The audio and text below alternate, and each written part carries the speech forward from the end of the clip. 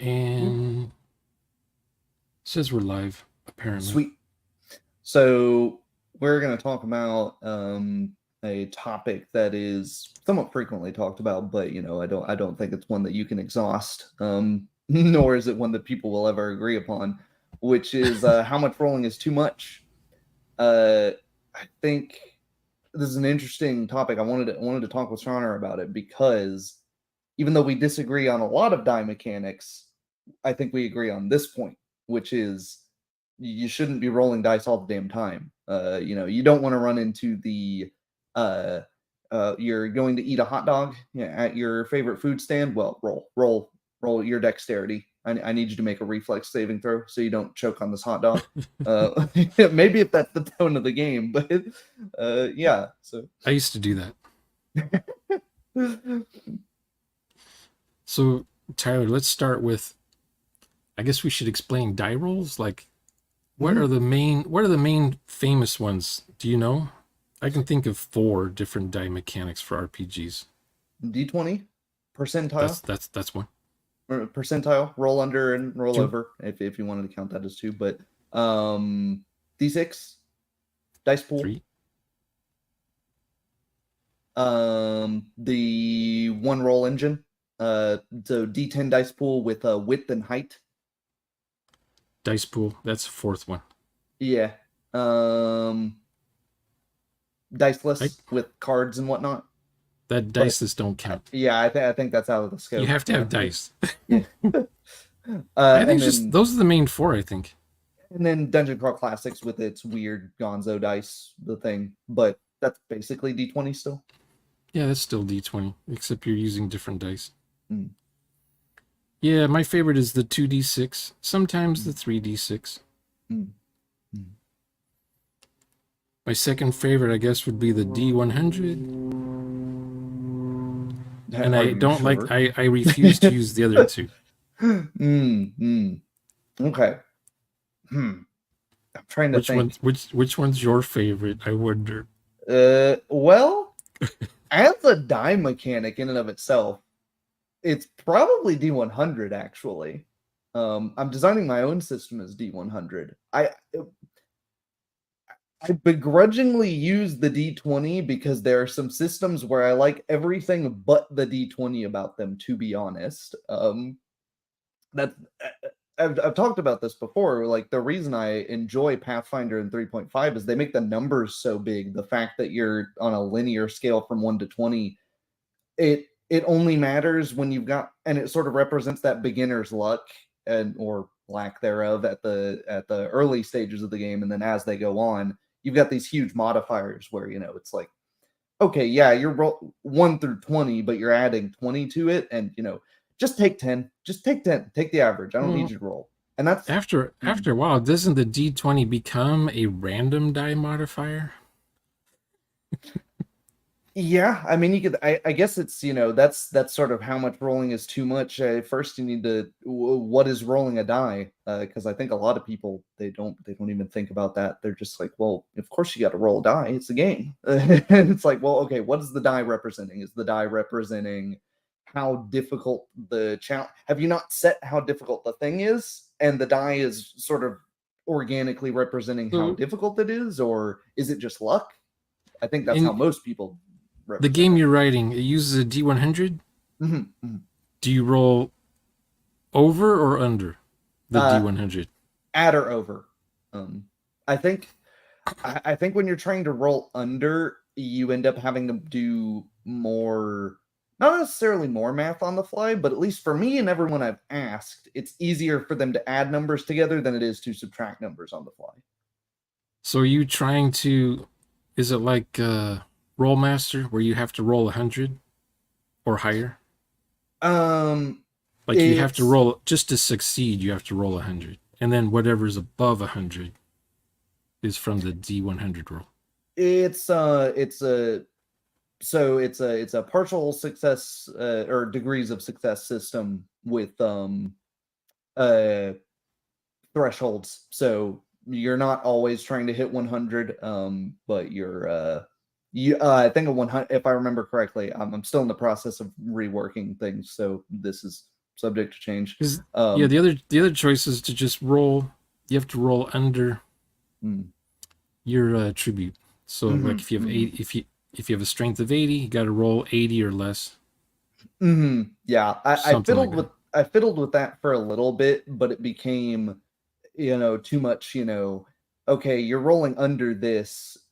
Are beneficial things adding to your attribute in the moment, or are they subtracting Oh from the yeah, that's difficulty of the yeah. What is like that that's called? What is there a definition of that you I just don't described? know. But like changing the boundary of Yeah, yeah. GURPS. GURPS is all about changing the goalpost. yeah, and that feels weird, right? I want to. I don't want to change the goalposts while I'm rolling the Mhm, dice. yeah, and Oh, that's what yeah. this is hard for you. Oh, we're moving the goalpost. Oh, this is easy for you. Okay, we're moving the goalpost this Yeah, way. yeah, yeah. So I've got it as a D100 because I like the range of the D100, but I also like the just the mechanic of a D20 of you're rolling to try and hit this static fixed difficulty, add all the crap that makes it easier, subtract all the crap that makes it harder. That's it. Rick from 28mm RPG here says it's like a choice. Make roll over feels right versus how awkward it looks on paper or character sheet. Yeah, yeah, I agree. Um, hey, Well, in my favorite game of all time, the target number is fixed, and yep, the target number is what you have to roll or above to survive. yeah, So and you don't do much math in your head. You're just thinking, okay, I need to roll a 10 or higher. That's all you're thinking about, 10 or higher. yeah, and I like Or a when 12 or higher. I like when all of the math is already pre-done on your character sheet. But in those games where it's not and you're doing a bunch of math on the fly, Yeah. you definitely don't need to be asking your players to roll a lot because then Yeah, you're I used to I used to do it where, okay, this is how hard it is, but we're going to add DMs to minus and plus the difficulty. So the difficulty's changing before you make the roll. I hate that. yeah, Just have the difficulty sit there waiting for you to try to do it or not. yeah, exactly. If you're trying to climb a 20-foot wall, it's a 20-foot wall. Yeah. You being good at Exactly. climbing doesn't make it a 15-foot wall now. That's Yeah. you being good at climbing, It's like, Yeah. oh, Yes. Superman, the old Superman, he could leap. He didn't fly. He just jumped really high and really far. So they just made the buildings would just get shorter the more powerful he got. yeah. No, he can just jump higher buildings is all. That's all. Yeah. And But some people like the extra maths. Yeah, and as far as Pathfinder gets derided for being Mathfinder all the time, it's like, well, dude, you're adding the same things all the time. You should already have 90% of the math on your character sheet, right? Like that's my thing is if Yeah, you're that's how Call of Cthulhu does it. You figure out all your math 1st. Yeah. So you got your successes and you have your hard successes written down. Yeah. Like if you want to, let's say you missed the target range. So now you want to try again, but there's going to be more penalty or more risk involved. So you write down both those numbers next to that skill. So you don't have to keep thinking in your head, okay, so I'm rolling under my skill, and then I can add some DMs, which reduces the roll even further. And just write that stuff down. Yeah, it's one of the issues. I think in general the answer is the more granular and crunchy your system is, the less you should be rolling because then you're gonna have to figure all of this crap out all the time. And like Shadowrun, all of the equipments and stuff place limits on your rolling. So if you have a 9 in pistols, but the pistol has a limit of 7, you can only get up to 7 hits on that because you are effectively more accurate than the pistol possibly can be. Great and fine with your pistol. Okay, well, you shoot this guy and you're out of ammo and you pick his pistol up, and the GM has to go, oh, okay, well that gun has a limit of 5. So be sure to remember that whenever you shoot that. It's like, oh man, just a Did you mess ever there. did you ever play a game where you use a D20 to roll your stat Oh yes, at the yeah. so you can have like a stat from 1 to 20, something like that. But when Mhm. you actually make a roll, you're not rolling under your stat with a D20. You're rolling a D20. No, how's it go? You're taking your stat and you go times 5. And then you roll a D100 and try to roll under that number. So you're always going times 5 to your stat before rolling a D100. Have you ever played a game like that? No, what system uses that? Universe and any SPI game written in the 80s. Okay. Yeah, I haven't looked into those. That's Wow, what that's why SPI is out of business. That's why. that sounds It was like it. too much maths. It's like that's a bit much. No, I remember The reason seeing. being the guys at SPI liked crunch and grit, and they liked granularity in the knob. They like Fiddliness, to yeah. turn the knobs in there. Hmm. They didn't like the D20, so they would go times 5, and then they would add other DMs in there, and you get this weird number like, oh, I have to roll like a 74 and a half, almost, stuff like that. It was derived. Yeah. Everything you rolled had to be derived from your stats and from your Mm, skills and from all this other stuff. I, And there was you nowhere know, in the character sheet to write any of that down because it was constantly being derived at the moment when you made your roll. yeah, no, you don't want to. That is like Chaos, the yeah, extreme of playing a video game on pen and paper. yeah. I mean, if you look at the algorithm that Skyrim uses for its die rolls, you'd be like, "Oh man, I'm not playing Skyrim by hand." You haven't seen anyone play Skyrim by hand on YouTube, have you? I don't There's a lot of think so. calculations you got to do. Yeah, That's why it's on a computer for one. maybe Morrowind. Morrowind's calculations were D100, but they were pretty simple. Morrowind, yeah, I don't know. I still wouldn't I want to try to do I that, but I want to you say that was a could. D20 roll of some sort in that game. Oh, it may have been a D20, but yeah, it was basically, it's randomizing and then It adding was and subtracting current stamina, skill, yeah, and then strength or speed. it was I think it was roll over. I can't Mhm. remember what Fallout's was. If it's roll over or roll under, Fallout 3. I think it's roll under because you can get to like 200% in the skills. Yeah, it's been a while since I looked at that stuff. Mhm. So, as a child, when you were running your first games, how many times did you make players roll to brush their teeth or tie their shoes?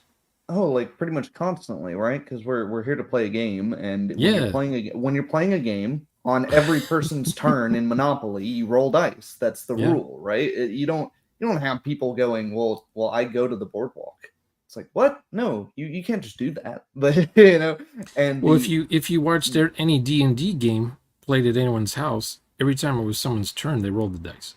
mm-hmm, yeah, and that's how I started playing it. But That's how I played it. yeah. I got lured into that nonsense, and then I played GURPS that way because everyone played GURPS that way. Mm-hmm. It Mm-hmm. had more granularity, more crunch, more stuff to roll for too. You could roll for everything, everything. But then I remember after playing a couple years, it started with one thing in my mind, which was you can't stab with a greatsword in 3.5. That doesn't make any sense. Yeah, like what? Huh? Like Overhead. I was like, huh? And I was like, wait a minute. You could charge, maybe. Wait Don't they a minute. charge? Huh? You can charge with the great sword, right? Like I mean, yeah. like a jousting thing. Yeah, you could couch it. Oh, I should grab it somewhere. But And you yeah, just, I mean, just pretend you're doing it. You don't have to do it for real. But yeah, like you said, you just hold it and go. You just go running towards the guy, right? Yeah, you absolutely can. I mean, you can even just thrust. You can if it's too long out here, you can hold it back here, so you can make room with it. And then What oftentimes, I about mean, what mm, a gun with a bayonet? Could you stab mhm, someone with a yeah, gun with a yeah, bayonet, or do you have to yeah. take the bayonet off first, technically, if you want to kill somebody? No, no, so it supports that, but it got me thinking where it was like, wait a minute, you probably shouldn't just be running exactly what's written word for word in these books because they're probably leaving there's some quiet parts in here that you're supposed to assume, such as, I don't know, if a rule doesn't make any logical sense, don't use it. Logically, if things are Yeah, just flowing normally, you probably shouldn't be asking for any of the die rolls. You should really only be referring to the mechanics of the game whenever something weird or likely for failure. I guess we could talk about that. so Do when we? did that light bulb go off in your head when you realized you should only be rolling when it makes sense or when something's interesting? Really, when I started doing more martial arts, because Pathfinder and D&D, they're combat centric games. Almost all of the mechanics, 75-80%, maybe even more of the mechanics are for combat.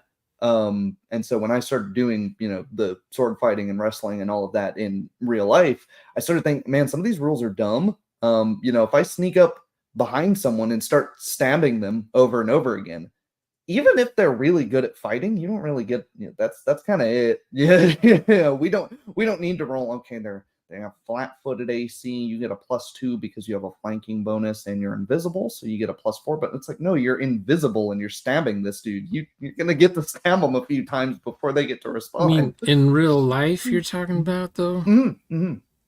How are you invisible in real life? No, well, I mean, it's easy to do this visibly. So if you are invisible, I really don't need you to make a roll. Oh, I see what you mean. Yeah, I see what you yeah, mean. That makes sense. it's already easy if you're adding all this, fantasy magic and whatnot.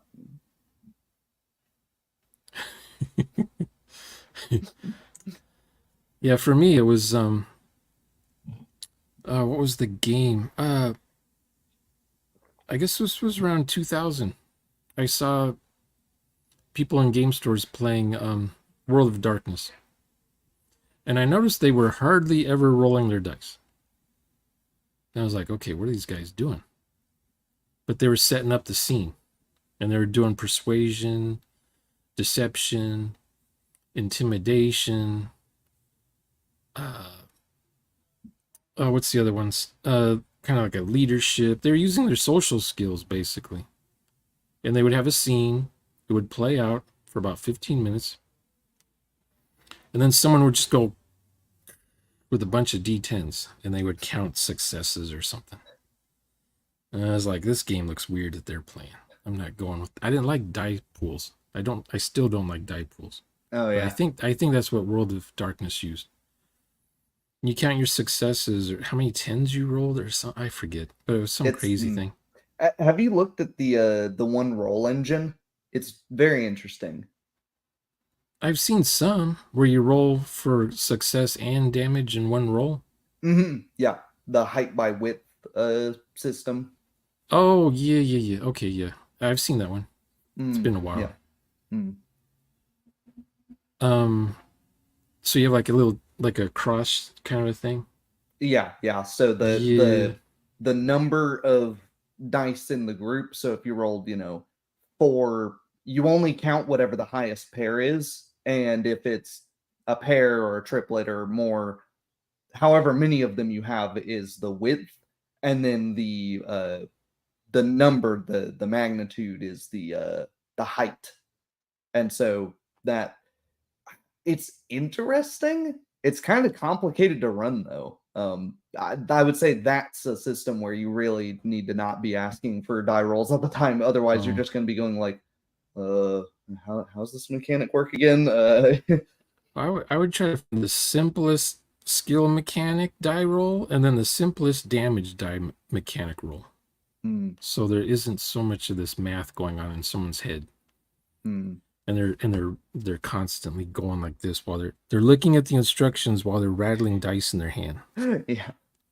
Okay, and they got an idea of how it looks, and then they go. Yeah, And then because and then they're still doing math because they're adding up numbers in their head. it's not so much adding though as it is just, you're staring at a bunch of D10s, looking at like, okay, so I've got 4 9s here. So I take the 4 9s, right? And it's like, nope, you've got 2 10s there. So because the 10's the larger number, you take your pair of 10s, and it's like, wait, so the 4 9s don't mean anything? It's like, yeah, no, the 4 9s don't mean anything. Ignore that. It's like, And then what if you have okay. exploding dice too on top of that? Oh God. Yeah, that would Or be the best. Genesis. You ever play the Genesis system where you got the Star Wars dice? Oh no, but I've seen it, and it looks like I That's the remember reading through it, and it's like, well, you don't just need to pay attention to the number. You also need to pay attention to the symbol, and what does the symbol mean? Oh, well, the different, was it the different classes can use that symbol in different yeah. ways to. It's like, Some symbols cancel each other out, and then sometimes the DM will add certain die types to the roll just to add that's right. conflict and Yeah. complications, and then you're adding dice to the thing, and and then you throw it, and it's basically the voodoo witch doctor is like interpreting the bones in the sand See, to see there's a sign. It's a sign. I can't do that. I can't do that kind of stuff. Pathfinder is a kind of cool thing for that. It's just a spell though. It's called Claromancy. You roll like what is it? I think it's 4d4 or something like that. But the spell is 4d4. cast. The spell is cast by your 4 to character. 16. You count them all individually. You just keep them separate and keep the number. And then anytime within the next hour or so, you can apply each of those to any of the die rolls that you make as bonuses. What did you say it was called? Claromancy? Yeah. Not clairvoyance? No, the spell is your character throwing a bunch of chicken bones and then interpreting the bones. And I was like, oh, that's super crunchy, but it's like it's literally what your character is doing. So like that, I like that. Save these rolls for the future. So it's like, yeah, you're this mad, witch doctor that's staring at a bunch of chicken bones, and all the other players are staring at you like, what was this guy doing? It's your destiny. And of course you've got to keep them around because you need to use those chicken bones each time. So you bag those chicken bones back up and then. So what is the bare minimum that has to happen before a die roll's made in your game? I see. I'm on the fence about that one because some people say you should only roll dice when there's a chance of failure, but I don't know about that because there's always a chance of failure, right? That's a negative. That person's only talking about negative stuff, right? Yeah, chance of failure means, oh, that's a negative view on life. But I mean, what if there's a chance of only? What if there's always a chance, or instead of a chance of failure, what if it's a chance of success? Wouldn't you want to roll the dice for that? Yeah, I suppose, but I mean, then it begs the question: like, when is there ever not a chance for failure? That's because then we end up. See, that's a negative. That's negative again. That's bad thinking. Yeah, isn't there a chance of success? Oh, so if you don't roll, you're always going to succeed? Yeah. So it's a confusing way to look at what the die roll is for. And then the other one, which I tend to agree with more, is whenever there's a chance of something interesting happening. That's the one I use. Like a fork in the road. Dude, there's two ways. Why? I'll add a third way in that fork. It just makes things more interesting. Maybe they're gonna get the thing done, but they just have to. They're gonna now do it the hard slog way to do it instead of the easy route. It'll just, instead of avoiding all the vampires in the town, they now have to encounter all the vampires in the town on their way to this thing. Maybe. We'll see. Yeah. Like, I wouldn't have a player, roll. I've seen some GMs, a character is trying to buy something at its market value, and the DM goes, roll diplomacy. It's like, what? What? That's what the guy's selling it for. He's got the sign. It's like, is this guy just is he just hate these characters for no particular reason? Just they're just selling something. Here's the price. Buy it. Yeah, It's yeah, something they need. They're willing to pay for it. yeah. Diplomacy. I don't Yeah. know.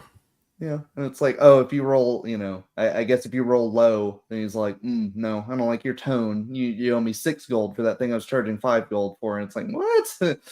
I mean, Well, there's a reputation thing, right? The yeah. player characters are liked, admired, respected by the NPCs, or they're strangers. Mm. They're not trustworthy. Mm. They're going to charge double for the things because maybe Yeah. they're in fear of their life for even doing dealings with these player characters that murder hobos. Mm-hmm. It's Yeah. hard to say. I think that's when you should have like the diplomacy check, right? If the guy's like, shuttering his shop up and your players are like shoving their hands in the door, like, no, wait, I need water. Yeah. Because, like, for me, a fork in the road would be like the players need to get into this castle. And the quickest way to get in there is to just go through the front door, but the front door's locked.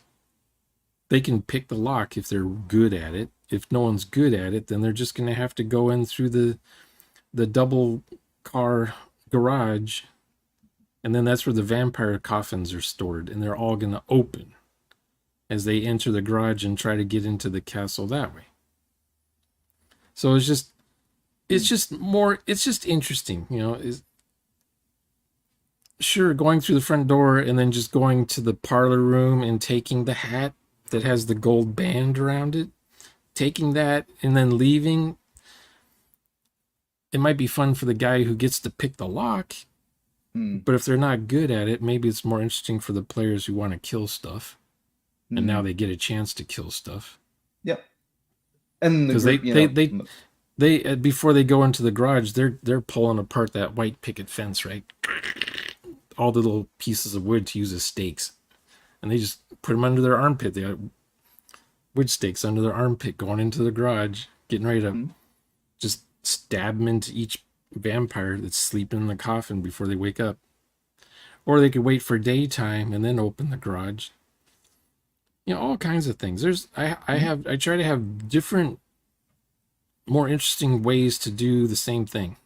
Because they're gonna get the stupid hat. Maybe the players on their own will find something even more important than the hat with the gold band on it. It's one of those hats that like Oddjob would throw, and it cuts off heads or something, but it's got gold instead of whatever his was made of. And if you wear it, you basically have the memories of whoever last wore the hat, something like that. And that's just one house on the same street. So there's other things for them to do. But I remember when I was a kid, though, I used to make my players roll for everything. Oh, you're starting the car? Make a roll. And the car won't start. But I would do the stupid, this is even more dumb. Just have them keep rolling until they succeed.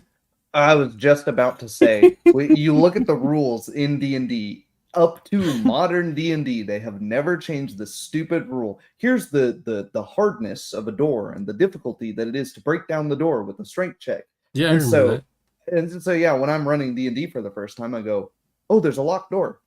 The players are not threatened at all. Nothing's chasing them or anything. There's nothing on the other side of the door to like hear them trying to break in. I'm just like, okay, you try to open the door. It's stuck. Make a strength check. Oh, I didn't roll high enough. Okay. And so then we're just sitting there 10 minutes of real time as they're like shoulder checking this door until they manage to get the strength to roll open. And I think that was one of the moments where I realized this is stupid. You shouldn't. And Pathfinder tries to teach you that it's stupid because they have the take 10 and the take 20 system, which is take 20 is if your players are not threatened, they have infinite time and there's no real consequence for failure. Yeah. They get an automatic crit. They get an automatic success. It's kind of a clumsy way to But how much time goes by though for that? It says as long as it takes, they're effectively attempting it and failing as many times as it takes until they roll a 20. I guess you could do that if you wanted to, but I usually just I never have a situation where my players need to take 20 because I give them automatic successes. I think that's more of a mechanism for a good player in a game with a bad DM to go, hey DM, you shouldn't be making me roll things here. I'm just gonna take 20 and eventually get it done.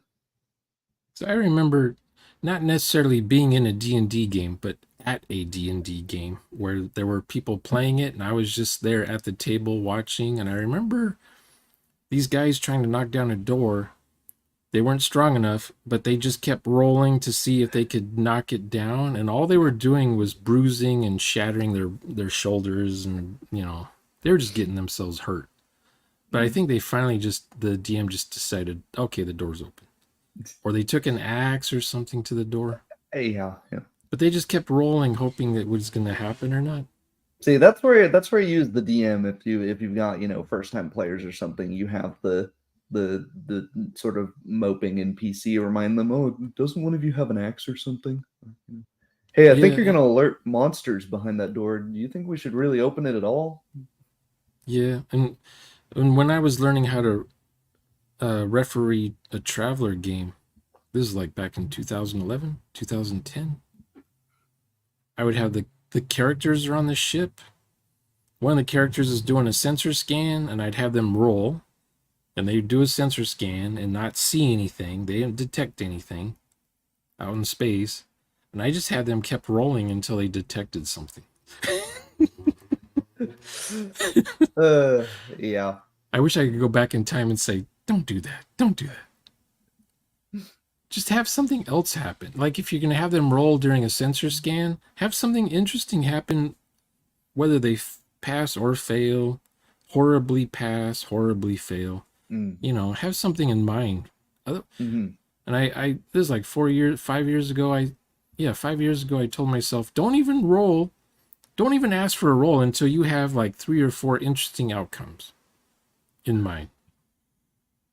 Like, don't do the roll. Don't ask for a roll, and then they roll, and then you're like, oh shit, they got it. They got the number. Okay, so now I have to think of something. That was me.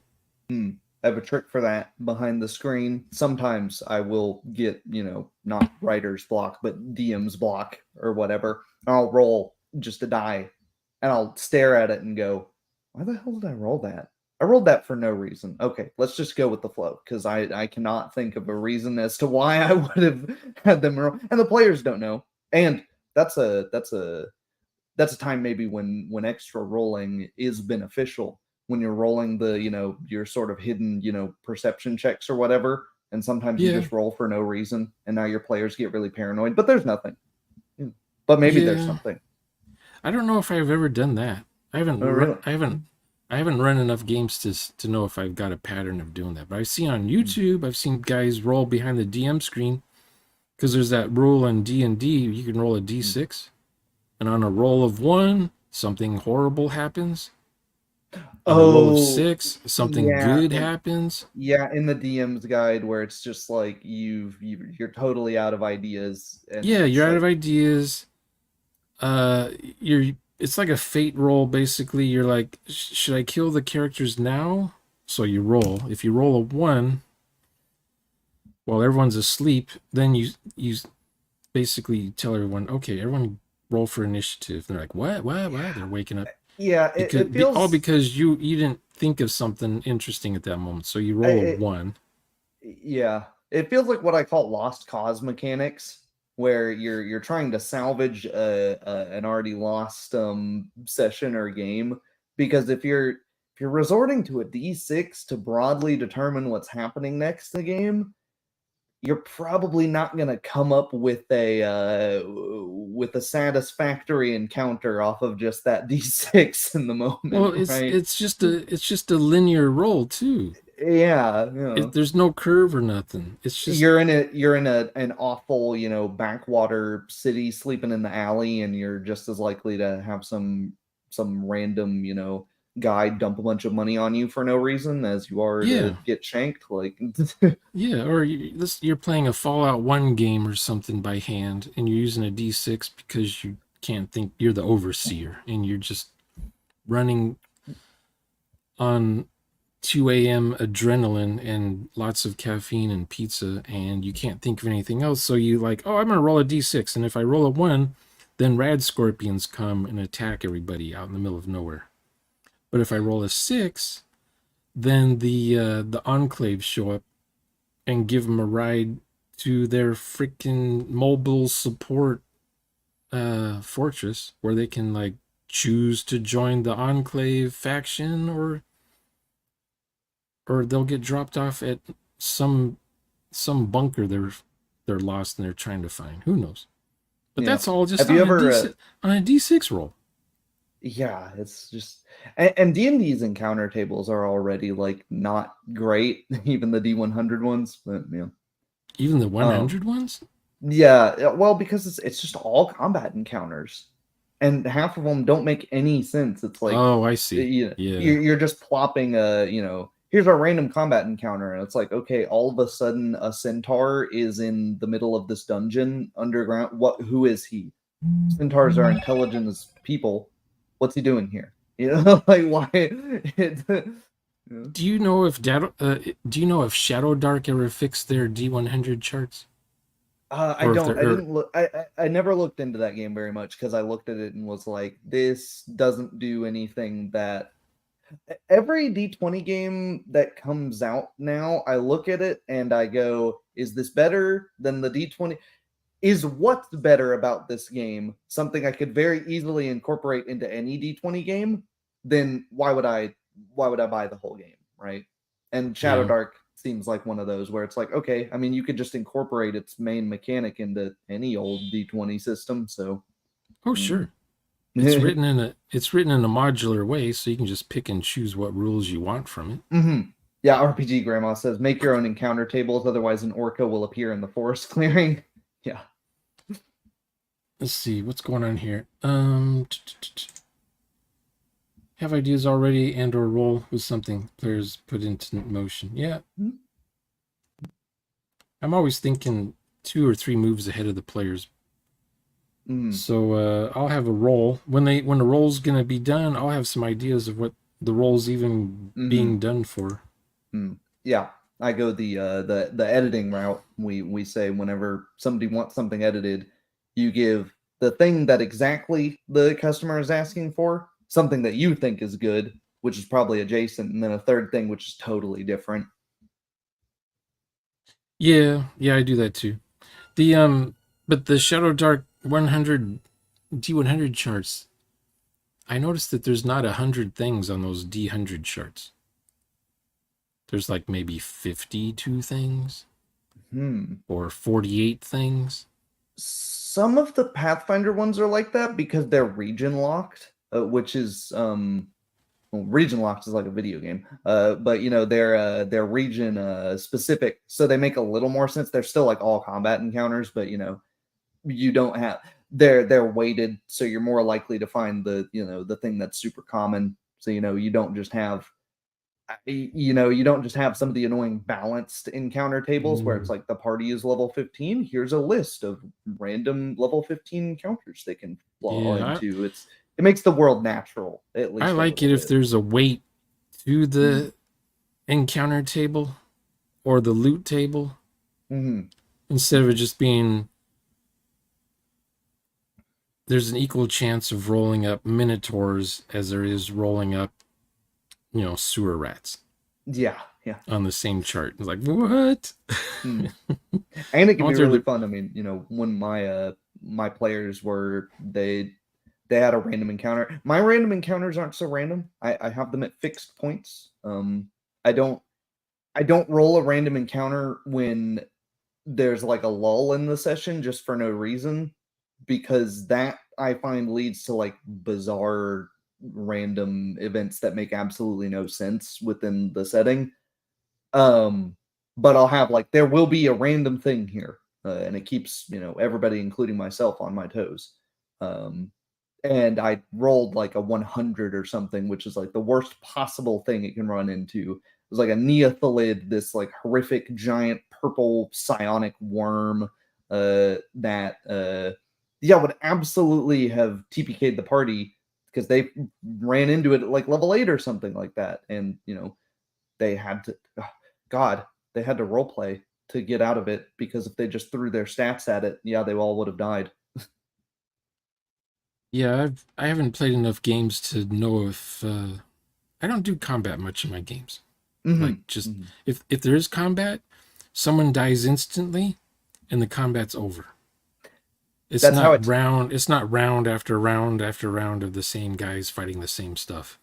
That's how I tend to roll Shadowrun, because I think you can roll more in a D20 system, because it's pretty simple at the core of it, right? It's roll your D20. Do you hit? Do you not hit? Did you hit? Okay, roll damage. And you can roll both together if you want, and just assume you hit and then look at the damage. That's it. Next. Yeah. Go around. Some different things here and there.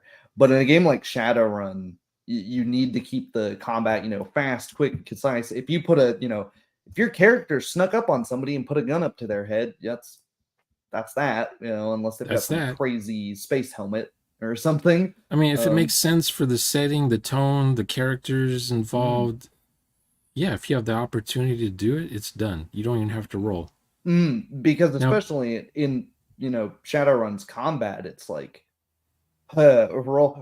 roll to hit. Okay, now they get a chance to roll to dodge, even if you're shooting at them with a gun, which that's like the dumbest rule to me. You're actively dodging the bullets, even if you're just a regular dude. You're not like Neo from the Matrix. Yeah, you do that football, psych the guy out. You're running to you're 100 was you're 10 yards from the end zone. You do that little herky jerky dance, and you totally run around the guy.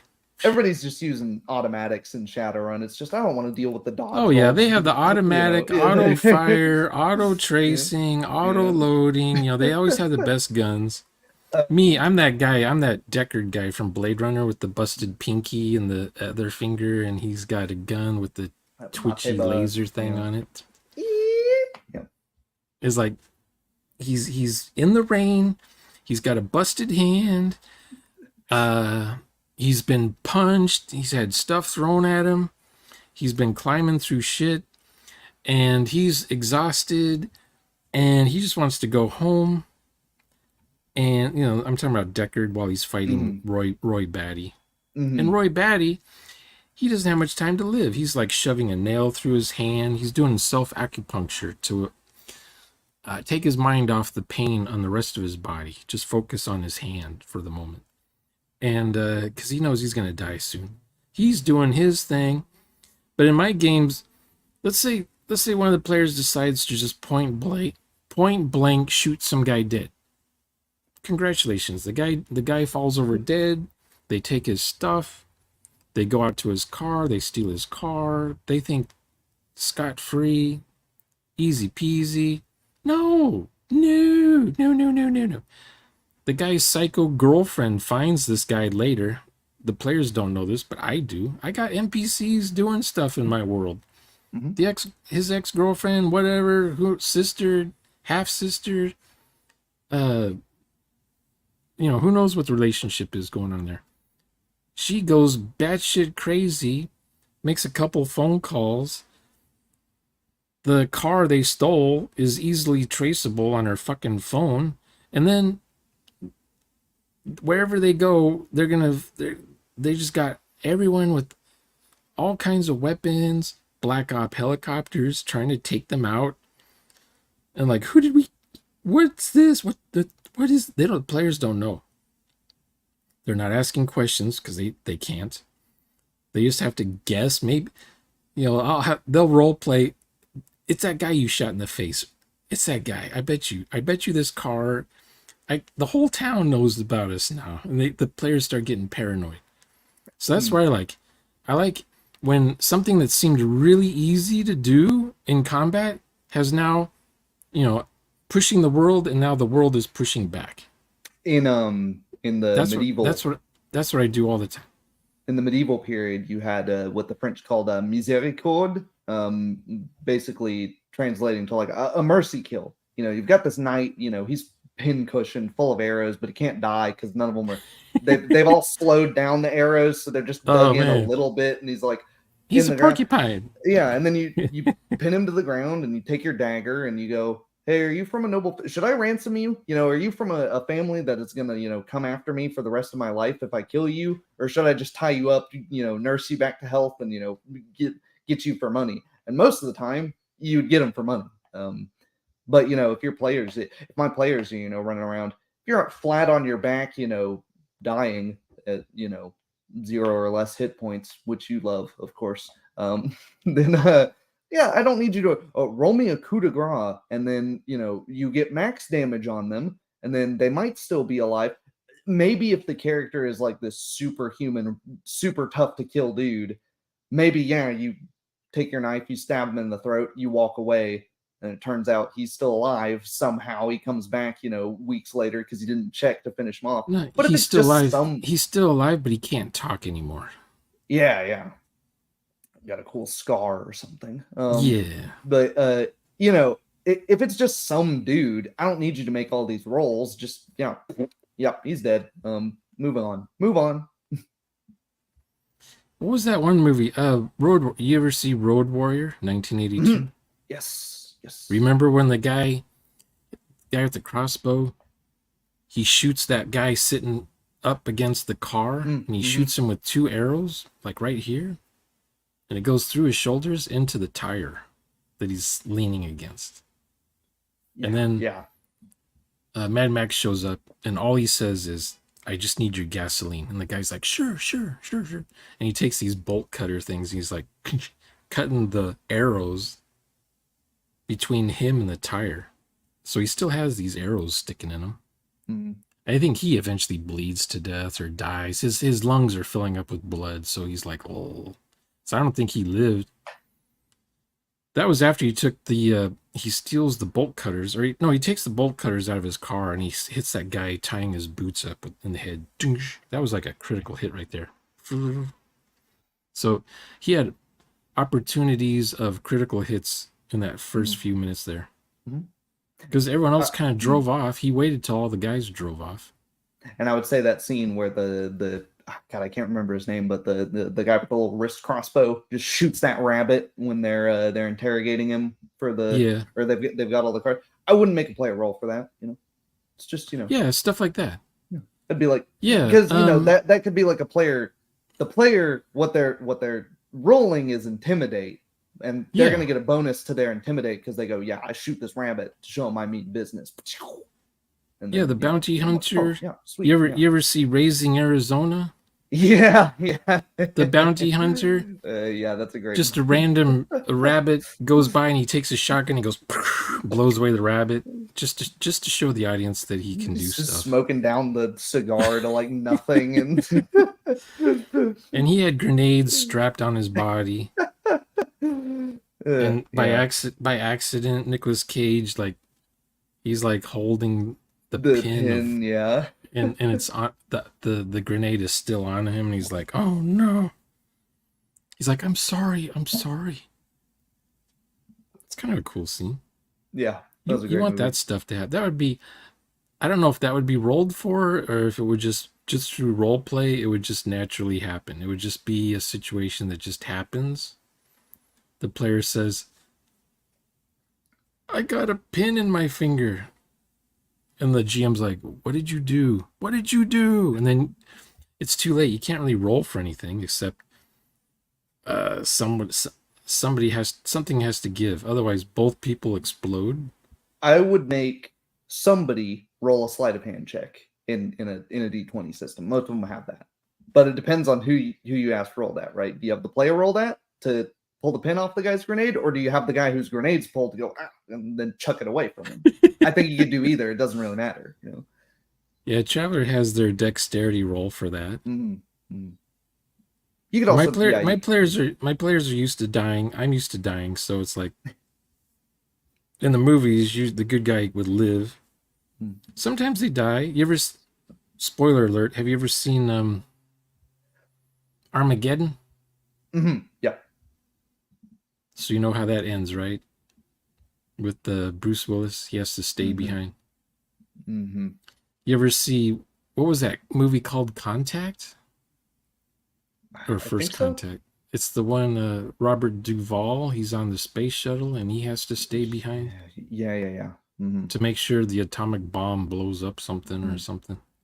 Most of the What was Gundams don't have good endings for the protagonists. after all that machine gun firing in outer space? Some guy Spoiler with a for laser sword cuts someone in half. Well, spoiler for Zeta Gundam. The ending to that's the sequel to the original Gundam is my favorite, one of my favorite shows ever. It ends. They've exhausted like all of their weapons and ammunition. They're fighting this big giant prototype robot that's got so much armor they just can't get through it. And eventually, the protagonist, he just flies his robot straight into it, like Oh, pierces the cockpit, kills him. But he ends up in like a vegetative state after that. You're not supposed to do that. you're not supposed to be a vegetative state? You're not supposed to use your multi-billion-dollar military robot as a human missile. Oh, I didn't know there was a rule for that. It's What probably in the happens? manual somewhere. Somebody like me is typing up the manual. No Do not use. kamikaze? No kamikaze, in other words? That's the word. Yeah. Is that like a, is that a, voiding the warranty on the vehicle? It's like the no step zones on the airplanes. But what if you're trying to win the war? Well, that's what it was. Is he ended up Self-sacrifice or something. Yeah, I Was mean that's what it was. Gundams usually have like a general everything gets better for everyone, but worse for the protagonist. Sometimes that's different, sometimes they shake that up, but usually yeah, the protagonist is not having a good time by the end of it. So I've never watched one of those. I stopped after Bubblegum Crisis. I kind of stopped watching those That's a things. good one. That's a good one. But then, decades later, I would watch Mm. something called Pacific Rim. Yeah. Two The first guys one are was good. operating the things or something. Yeah, the They first took one's that from good. Gundam. Oh yeah, yeah. There was. Mm. I don't think there was anything original in that movie. No, but yeah, it was a good amalgamation of things. I mean, that one had it had the Asian Cthulhu monsters from the ocean, mm, mm, whatever they're called. Kaiju. They built a wall to protect themselves from those things. So that was cool. Mm. And they show it on their Japanese news. Everyone's worried about the things coming. Like everyone knows about these monsters, like they're a thing. That's why they have I the like walls that. built. I like it when things have a timer. And maybe if players take the easy route that requires fewer rolls, it takes longer. Random encounters. Do you use them? Yes or no? I do, but I make my own lists, and they're not so random. It's more to say they're randomized encounters.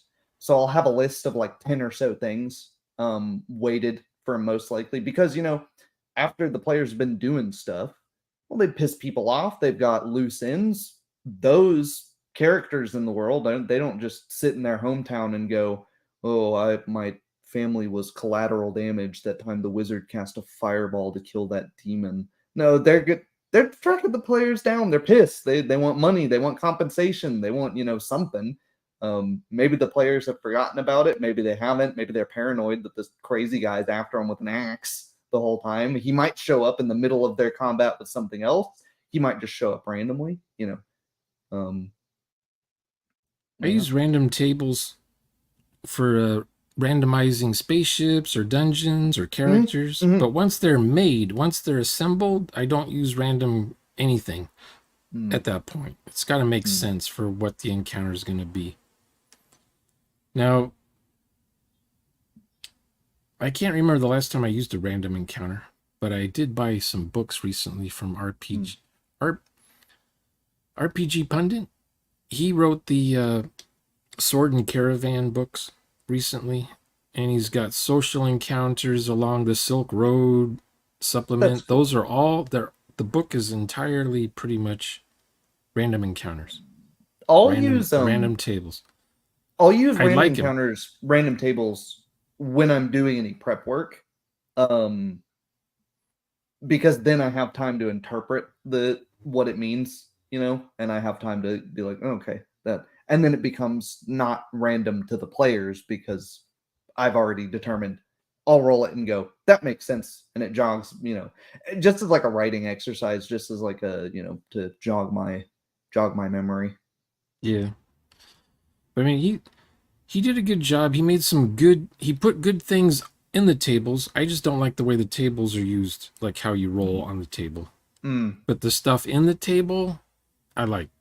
Mm-hmm. I'll Mm-hmm. just, a lot of his stuff I convert over to Traveler. So that stuff ends up just being part of the setting instead of a random table. It's just now part of the setting Mm-hmm. instead of Yeah, rolling yeah, for exactly. things. Mm-hmm. What we got here? Did I do this one already? Not so random encounters. Things should make Oh, sense. yeah, yeah, that's exactly what I was saying. Yep. Let's see. Can be harmless or even helpful, not just deadly. Yeah, exactly. That's my problem with like most D20 systems. Pathfinder's no exception. It's all just combat, combat, combat. Yeah, I don't like long drawn. I only like, okay, if it makes sense, if it's the tone, the theme, the setting. I'm fine with combat taking forever. Mm-hmm. Same. Like, to me, combat that takes forever is that clip I showed you where Robin Hood is fighting the sheriff of Nottingham. Two old geezers fighting until they're both exhausted. But that's a slow burn movie, and it builds up to that scene, so I liked it.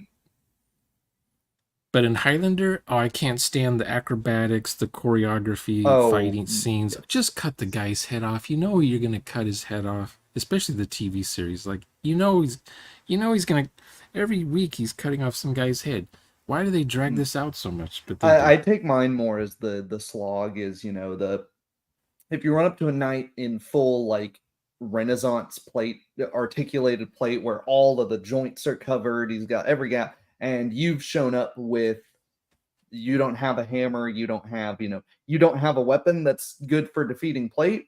Well, if you decide to fight that guy and not just run away, because you could probably run for longer than he can, if not faster than he can, that's going to be a long drawn out fight. Yeah.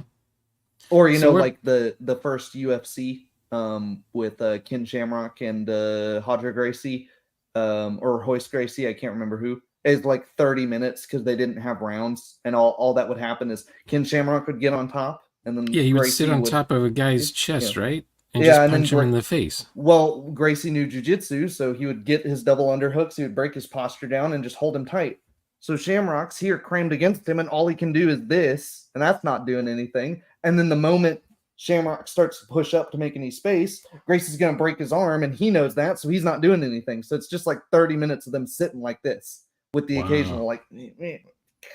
I remember some of those. Yeah, this is back in the 90s, right? Mm-hmm. You're talking like more than 30 years ago, probably. Maybe 30 years ago. Yeah. Yeah. I was working 92? at Byte and Floppy computers back then. I think it was 92. No cop film has a cop in a relationship that isn't messed up these days. Yeah, I mean, statistically, that's accurate. Somebody built a wall? That's terrible.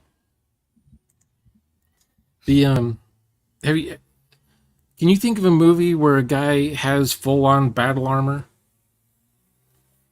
and he's I guess he's the good guy.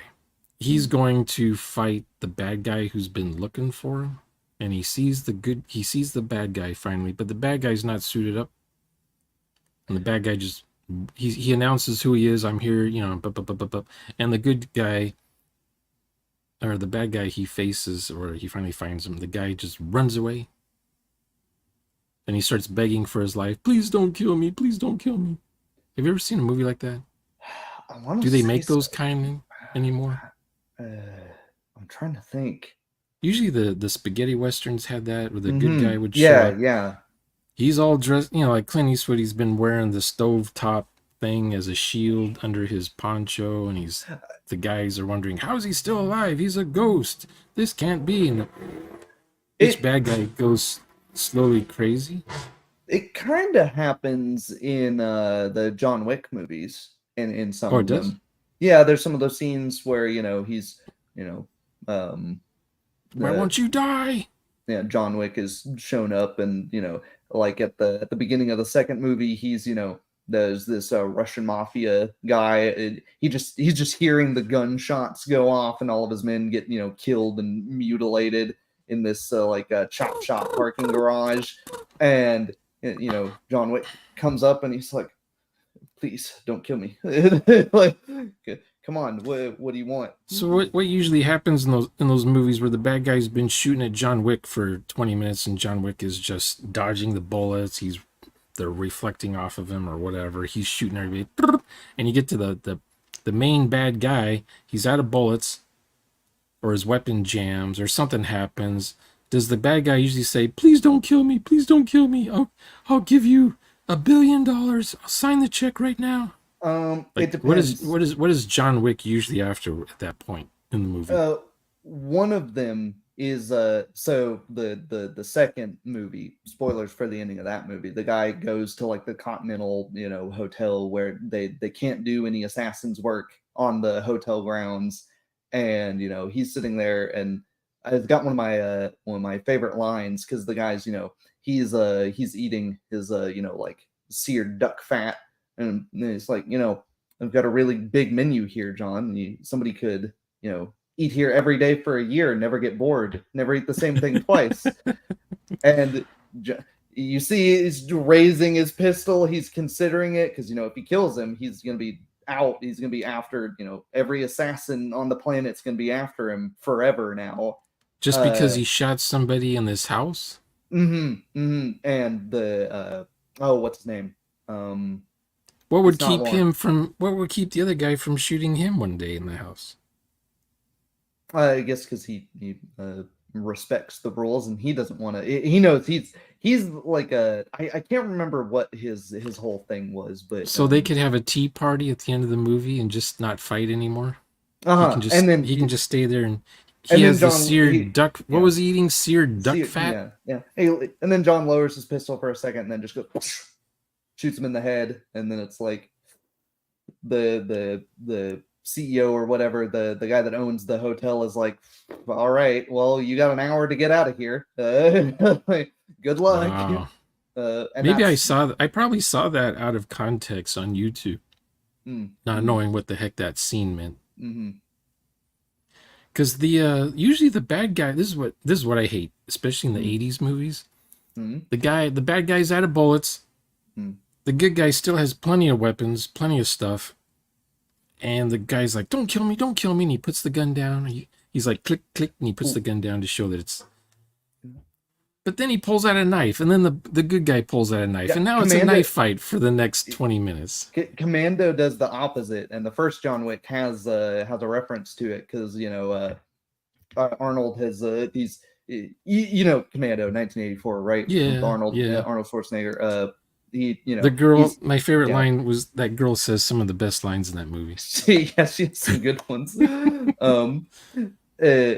Yeah, he's lit up every soldier in South America. He's used up a small stockpile of ammunition. And he finally gets to the big bad Bennett, I think his name was. Yeah, and, Bennett. Bennett's got his daughter and like a 1911 aimed at him, and he's like, all right, I'm finished it. And Arnold's like, no, I know you don't want to kill me with that.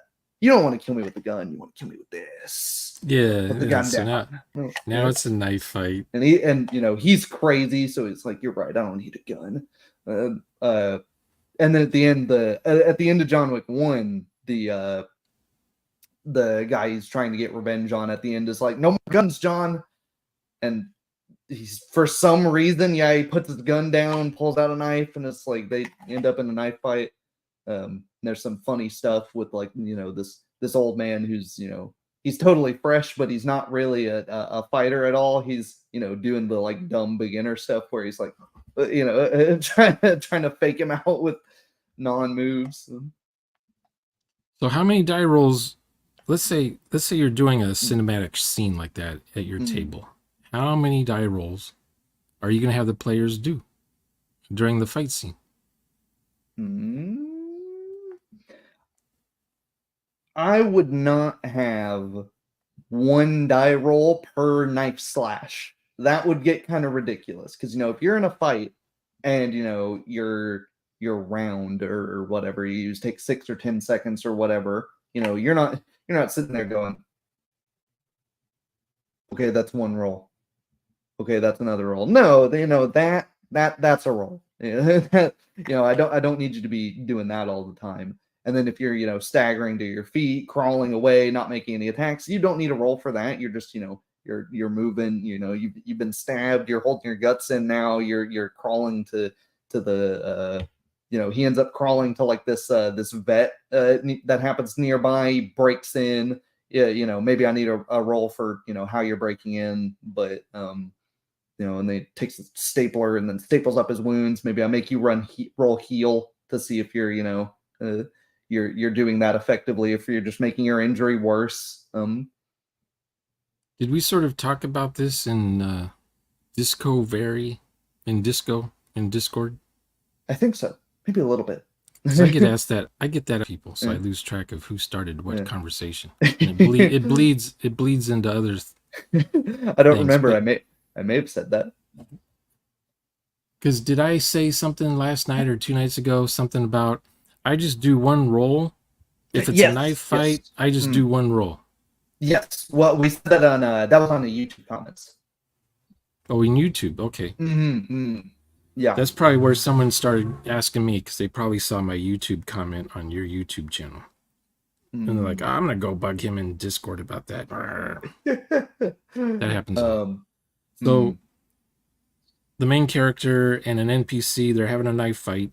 I'm not going to have them roll dice every time it's their turn to see if their knife skill worked.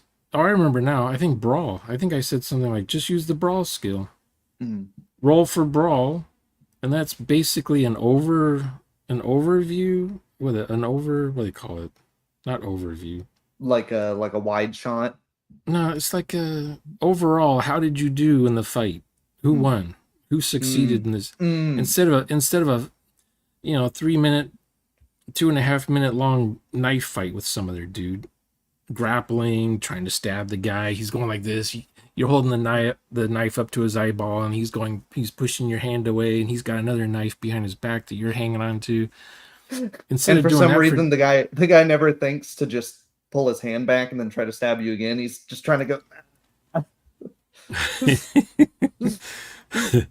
So instead of rolling every time it's your turn or whatever, okay, you guys are still holding on to each other.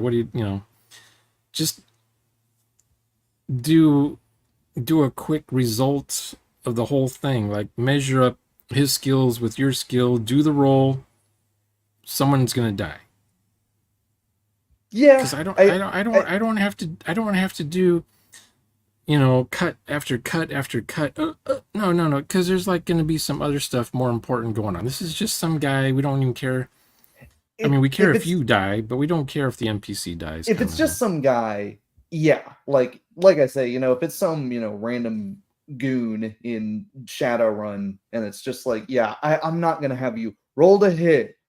He's going to roll to dodge. Then okay, he's got armor, so you need to know his armor needs to roll to see if it blocked your bullet. Oh, DM, I'm using armor piercing bullets. Oh, okay, so you subtract 7 from the number. No, you just shoot the guy. He's make me a pistols roll. If you hit him, he's dead.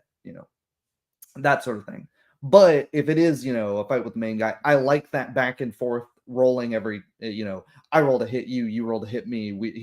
He doesn't like being hit by a sword, so he's gonna come in and roll to grapple. Now you're grappling, now you have to roll to try and break the grapple because it keeps that tension back and forth. It keeps that you know, like you could always flip it around and start winning out of nowhere. Yeah. If I'm doing if the social contract says player versus player is allowed, then yeah, we'll even do bullet time crap in our game. Who knows? But each player gets an equal chance to do the kill move they've been trying to do against this other player. But if it's one of my NPCs that I just made up on the fly, Usually they have 0 hit Oh, points and they just, oh yeah, a knife to the side of the neck to gun. yeah, Or yeah.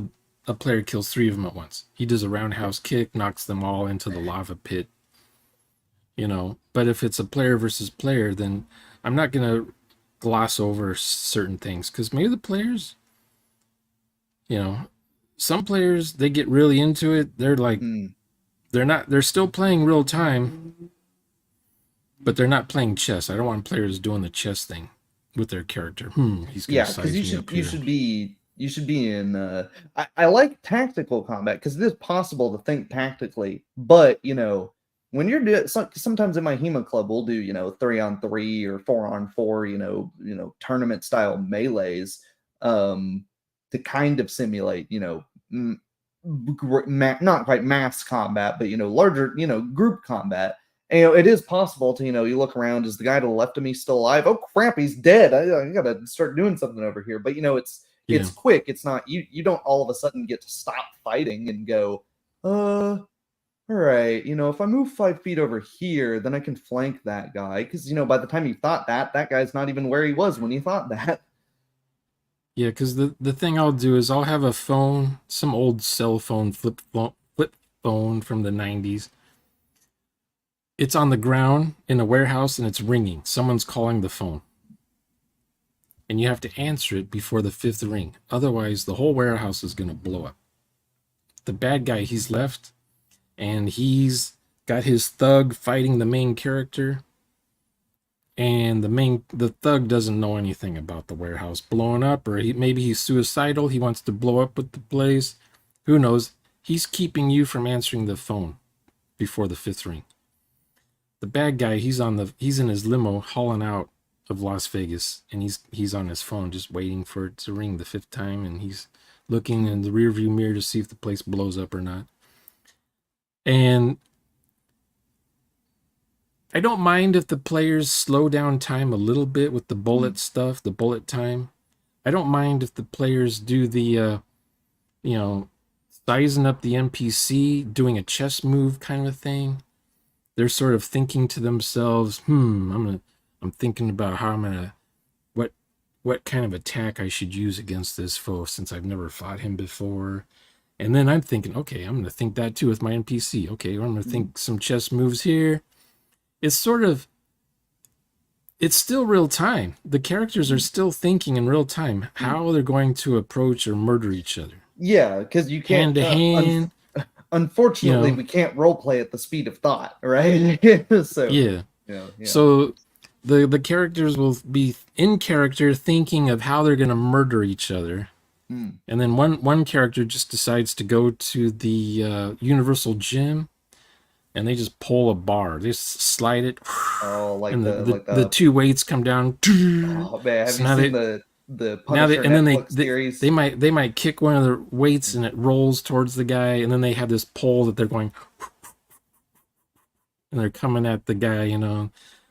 The other guy might just have a knife or a gun, and he's like, just random stuff. Meanwhile, the phone is ringing.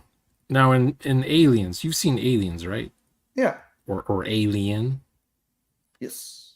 The countdown, is that in real time or not? To the best of your knowledge, the mother when she's doing the self-destruct countdown, is that in real time? Her countdown? I want to say that takes longer in the movie than the actual countdown does. It doesn't.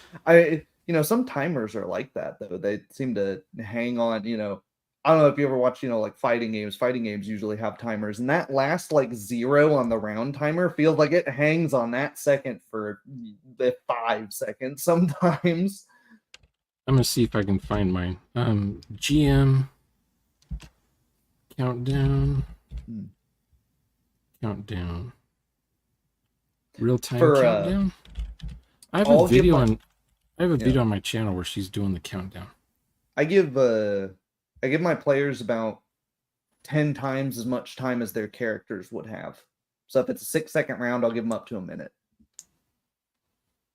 Let's see. It's not going to find it. Sometimes it finds it on the first time. So many people have countdowns on their YouTube channels. Mm-hmm. No, it's not finding it. I was going to play it. but it's real time. Really? Huh. And I can't remember, unless I hear it, I can't remember if it's the Alien one or the Aliens one. I think that's Alien. It's been ages since I've seen it though. But she goes into the shuttle and says, "You now have 10 seconds to abandon ship," something Mm-hmm. like that. But how long is that little thing with her, between her and the alien? She starts spraying the things on the alien. The alien gets up and it's right there at her mask, and she hits the eject button or the airlock button, and it goes out, and then she shoots her little rope grappling gun thing at it. So now she shot the alien, but the alien, no, this is, hang on, that was later. That was way after. That was way Yeah. after the ship exploded. Never mind. Yeah. I was not here. But yeah. She starts undressing, and that's when she sees the alien. And then she starts putting on the spacesuit. That's right. And then she's singing "Lucky Star, Lucky Lucky Star," something like that. But I want to say it was real time, that countdown. So what I would do is I would have that play in the background, so the players aren't taking their sweet time playing chess when they're supposed to be evacuating the ship. Because in some movies, like you said, like James Bond, right? James Bond, he's got like 2 minutes to disarm the bomb, and it takes like 20 minutes to do. And it's always down to the last second. But it wasn't real time at all. Let's see. Number 2. That's The right. guy was trying to force him back to working, and because he said no, the dude blew up his house and memories of the one person he loved. That's right. Yeah. I couldn't remember the beginning of that movie. John Wick 2, that is. Everyone talks about the dog. There was a dog? Yeah, that's the first movie. They some, Russian gangster shows up to him and is like, "I want to buy your Mustang." He's like, "It's not for sale." And so they go to his house and kill his dog and steal his car. Oh, that sounds like a country song. My car broke down, and my dog died, and my girlfriend left me. There's a dog in Equilibrium. Mm-hmm. Do you know much about that dog? That's another movie I haven't seen. Yeah, I was about to say, I haven't... Movies I've never seen that had dogs in them. I seem to know them for some reason. Because the people say the first thing about the dog. Not about the movie or anything else, but, oh, the dog, the poor dog. Don't mess with John Wick's dog or any dog. Now, I was going to bring up Jaws, because in that movie, James Bond, he can be punching Jaws all day. And Jaws just stands there. He can take it. So James Bond can dish it as long as Jaws can take it. Jaws just grins and you see his teeth. And James Bond's thinking, "I'll just punch him in the face." Nothing's happening. I can handle a knockdown, drag out fight if one of the characters is Jaws, where it makes sense. Yeah, exactly. Where he can get punched 50 times in the face and be okay still. The problem, I think, where it comes is when you've got, 2 level 1 characters that are just rolling below 10 on the D20 over and over again. And so you've got this guy that's just like trying to bash this goblin's head in, and his head is like made of a pillow or something. It's just like, "Won't you die?" He feels like an Oblivion character. Oh, an Oblivion character with the difficulty slider all the way up, and you're just like stabbing this mud crab 50 times. It's like, please. Yeah, that's when it gets goofy. Yeah, Car Wars is like that. Traveler 5 is like that. Yeah. You're shooting point blank at someone and they're not dying because you have to kill them with that bullet, because it starts over again when you shoot them another time. Yeah. It's like each time you shoot them, they have to die. If they don't die, they're still alive. They're not wounded, they're just not dead. So it's like, oh, come on. You don't do anything to anyone if you shoot them with the pistol. And that's why I'm like, if people are having, if you are getting screwed over by the dice and the combat's just dragging on, that's why, I encourage players, role play your combat, the goblins, dodging all over the place. Light them on fire. Yeah. So, or, like kill them indirectly. That's when the main guy gets up, he gets in the Mack truck and just steamrolls through their house with them in it, Uh, or T-bones their car, like in Duel. You ever see Duel? no. Dennis Weaver. He's a dentist, or he's going to the dentist. One of the two. Anyway, some guy in a 18-wheeler gasoline truck trying to murder him. He's in a Dodge Dart. Hmm. And they're T-boning each other on the freeway and trying to go off cliffs and stuff together. It's really cool. That's you indirectly kill the guy by having him go off a cliff. You know, you're slashing to follow the guy as he dodges instead of just trying to stab, because you know a stab's only hitting a single point in space. You know, if you're or you push the guy against a wall that has spikes coming out of it or something. yeah. Or he falls down a bottomless pit. Yeah. Or you grab the guy, because you know you grab the guy to keep him still, because you can hit your hand easily. You know where your hand is, so if you're grabbing the guy, you just hit where your hand is. So level 1 means what? You can't even use a knife? Or you just can't cause damage with a knife? Huh? Like let's say Also, what do you mean? okay, the game mechanic, I didn't want to talk about this, but there's this one game mechanic called the hit roll. You roll to hit. Pandora Common box Traveler has this open. common thing in it where you're fighting against a guy who's the size of a house. He's ginormous. There's no way you can miss him with your laser gun. But still, you're not technically hitting him, you're just hitting his armor. So you don't do any damage whatsoever to the guy inside the suit. That mechanic needs to go. First thing. It's not cinematic, it's not realistic. I don't know what it is. But it's a rule from the 70s. It came from something. In the better versions of games with to hit, I would say they split it into your armor and your dodging and dexterity. So it's equal. It's combining into one your chance to hit the guy and your chance to hit the guy and damage them successfully. Are you saying that because you read that in a book? Or is that how you've logistically described to yourself what is going on there? Yes, I have brainwashed myself into believing. No, I made a video on what armor class exactly means, because it is weird, and Pathfinder has like an optional rule where they try armor class armor as a damage reduction, so you still get hit, it just reduces the damage you would take. So that's a way to run it. That's a way to, but you still have to roll to hit, because the guy's dodging and stuff. And I think that's a better way to handle it than like Shadowrun's way, because with Shadowrun you're rolling more, because the guy. Okay, I have a question. You're rolling to hit. Is that a needed roll to do in a game? It depends. If the guy's just sitting there, like if I'm sitting in a chair right now, and my fiance creeps up behind me and blows my brains out with a shotgun, she doesn't need to roll to hit with that. But so what does roll to hit mean? When you say I roll to hit, what is it you're actually doing? Your natural chance to miss, because our depth perception as humans isn't great.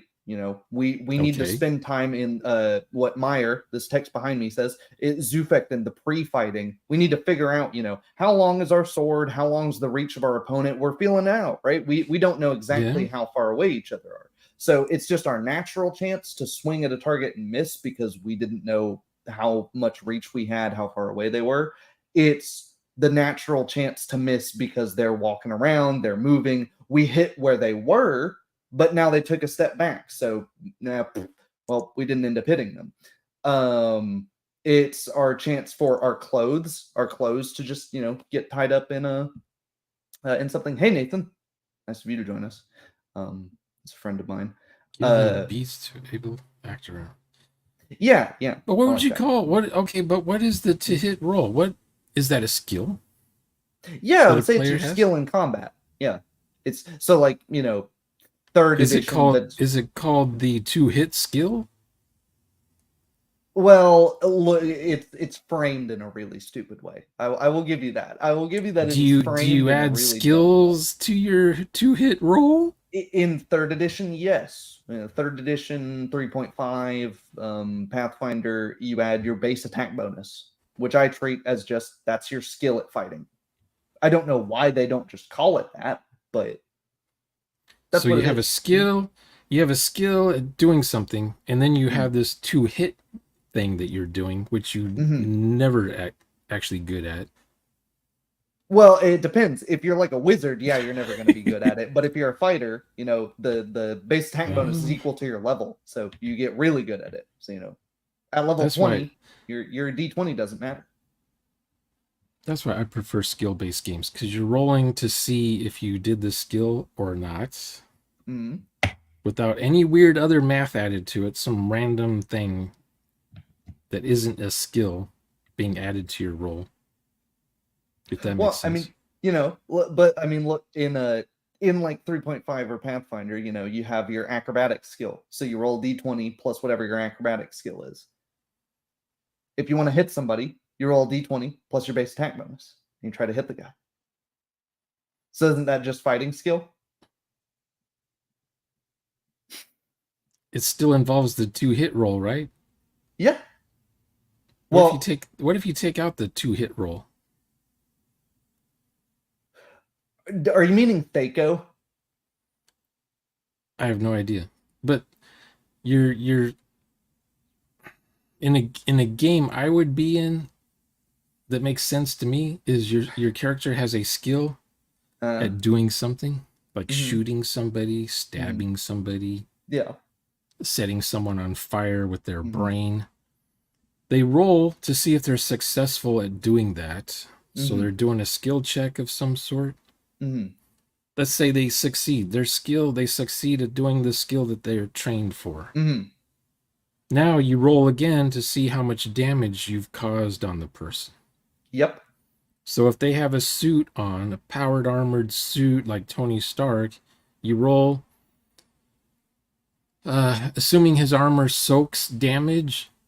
Let's say the thing you shot causes this much damage. It's a tactical nuke. It blows up a city block without question, without having to do any math.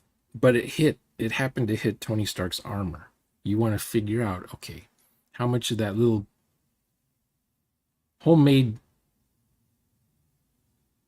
mini nuke, how much damage does it cause to Tony? Well, you find out how much protection does his suit have, and you subtract that from the amount of damage coming from the thing you did. Whatever's left still goes through, right? Mhm, Whatever. mhm. Let's say In Pathfinder, let, that let would be let's called let's damage say let's say resistance. a Yeah. let's say 20 damage will kill Tony Stark inside the Mhm, suit, and mhm, your nuke thing did like 500 damage, mhm, but his suit can block, I don't know, 1,000 damage. Maybe none of that damage got to Tony Stark inside. But if his suit only does, it only protects him from 100 damage, and your little nuke did 500 damage, mhm, and 400 still going to go through his armor and fry him. He's dead. mhm. Stuff like that. Yeah. Why can't people just do that?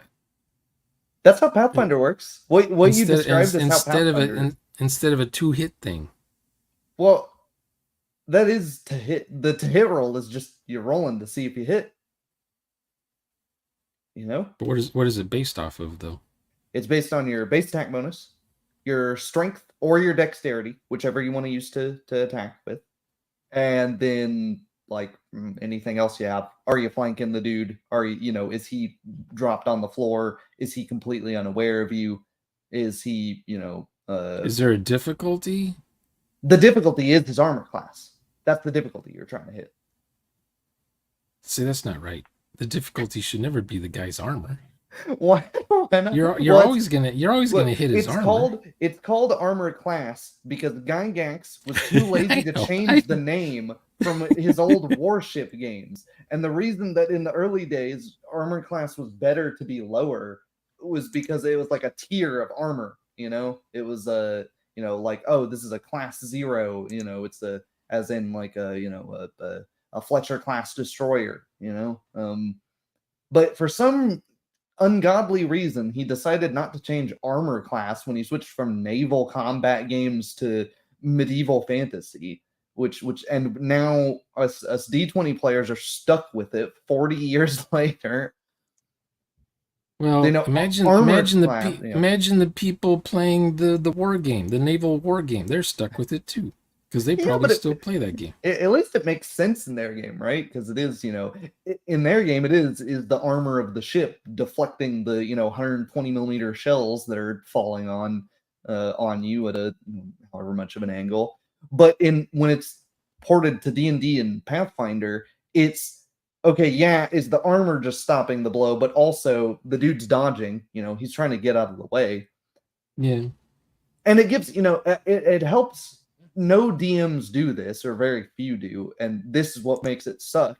Is whenever you miss, you need an 18 to hit him, you rolled a 17, you miss, and that's all they say, and they just move on to the next guy because they're trying desperately to speed up combat in ways that they don't understand how to, and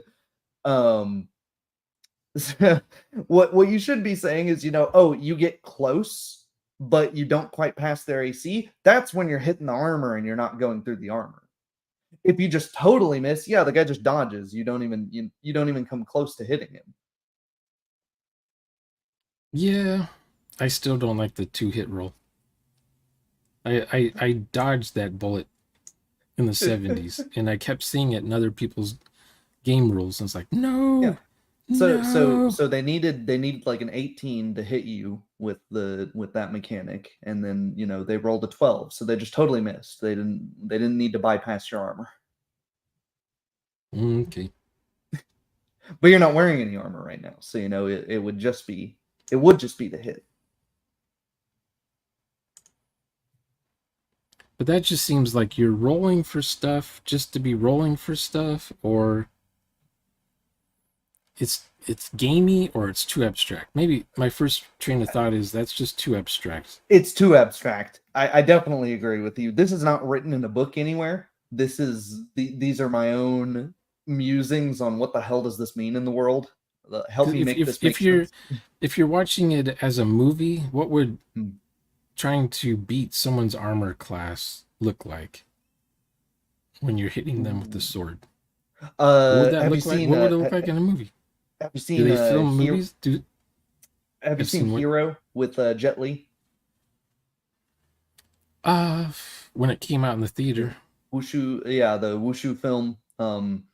Well, was that the one where he waves his swords around? He's knocking arrows out of the sky that are coming towards him. Yeah, okay. Exactly. Yeah, that. He's got part of his AC. It was very cinematic, license, artistically done. Yeah, it's a Wushu film. It's a fantasy film. But him doing that's part of his AC. That's probably like his dex bonus to AC, if you like. That's him, dodging and deflecting and getting all of that out of the way. And the archers are, they're trying to we can't get through that AC. They're willing to try to hit him, but they can't. And then the one that slips through, and ends up killing the guy that's with them. Because there's like the 3 people there defending that like calligraphy school. One of the arrows ends up slipping through and hitting the guy. There you go. They hit his AC. They weren't wearing any armor, so his AC wasn't that high. And you got like 1 million arrows, so your chance to hit them is pretty good. Getting caught up here. Yeah, RPG Grandma says D&D is abstract. Yeah. Oh yeah, Hot Fuzz. Yeah. Hot Fuzz. I saw that in the theater. But yeah, or like the fights with the later fight. They didn't need to roll. Spoilers for a 23-year-old movie. They didn't need to roll to hit when they're shooting 90. He's standing still. He doesn't have any armor. They're shooting 100 arrows at him, and they leave the little like silhouette of arrows behind him. You don't need to roll to hit there. You're gonna hit him. He's not resisting. I'm still trying to think if I saw a movie where they're using AC, and it's like obvious. You're like, come on. I guess I like realistic cinematic. John Wick too. also uses it because he's got the, he's taking cover. He's, dodging. That's that part of his AC. He's trying to not get shot in the first place, but he's also got the like ceramic plates in his suit that, so when he does get hit, okay, now he's failed to dodge it, but it's hit his armor underneath it. So you still didn't, you didn't manage to hit him. So yeah, it's abstracted. It's abstracted, but it's combining what would be multiple rolls into one roll. Because the alternative to that is, Shadowrun. You shoot the guy. Okay, he dodges. Oh, he didn't dodge. Okay, now roll to penetrate his armor. Okay, now you didn't penetrate his armor. And so what's one roll in a D&D style system takes you like 3 rolls in Shadowrun, and it's, you could argue it's more realistic, it's less abstract in Shadowrun, but it just takes forever. I would go with you're shooting at somebody Hmm. and they're dodging at the same time. So you're adding their Mhm. dodge modifier to your roll to see if you hit them or not. If you do hit them, then you immediately begin applying damage to that person, subtracting damage based on their armor they have on. So the John, what's his name? John Wick? Mm-hmm.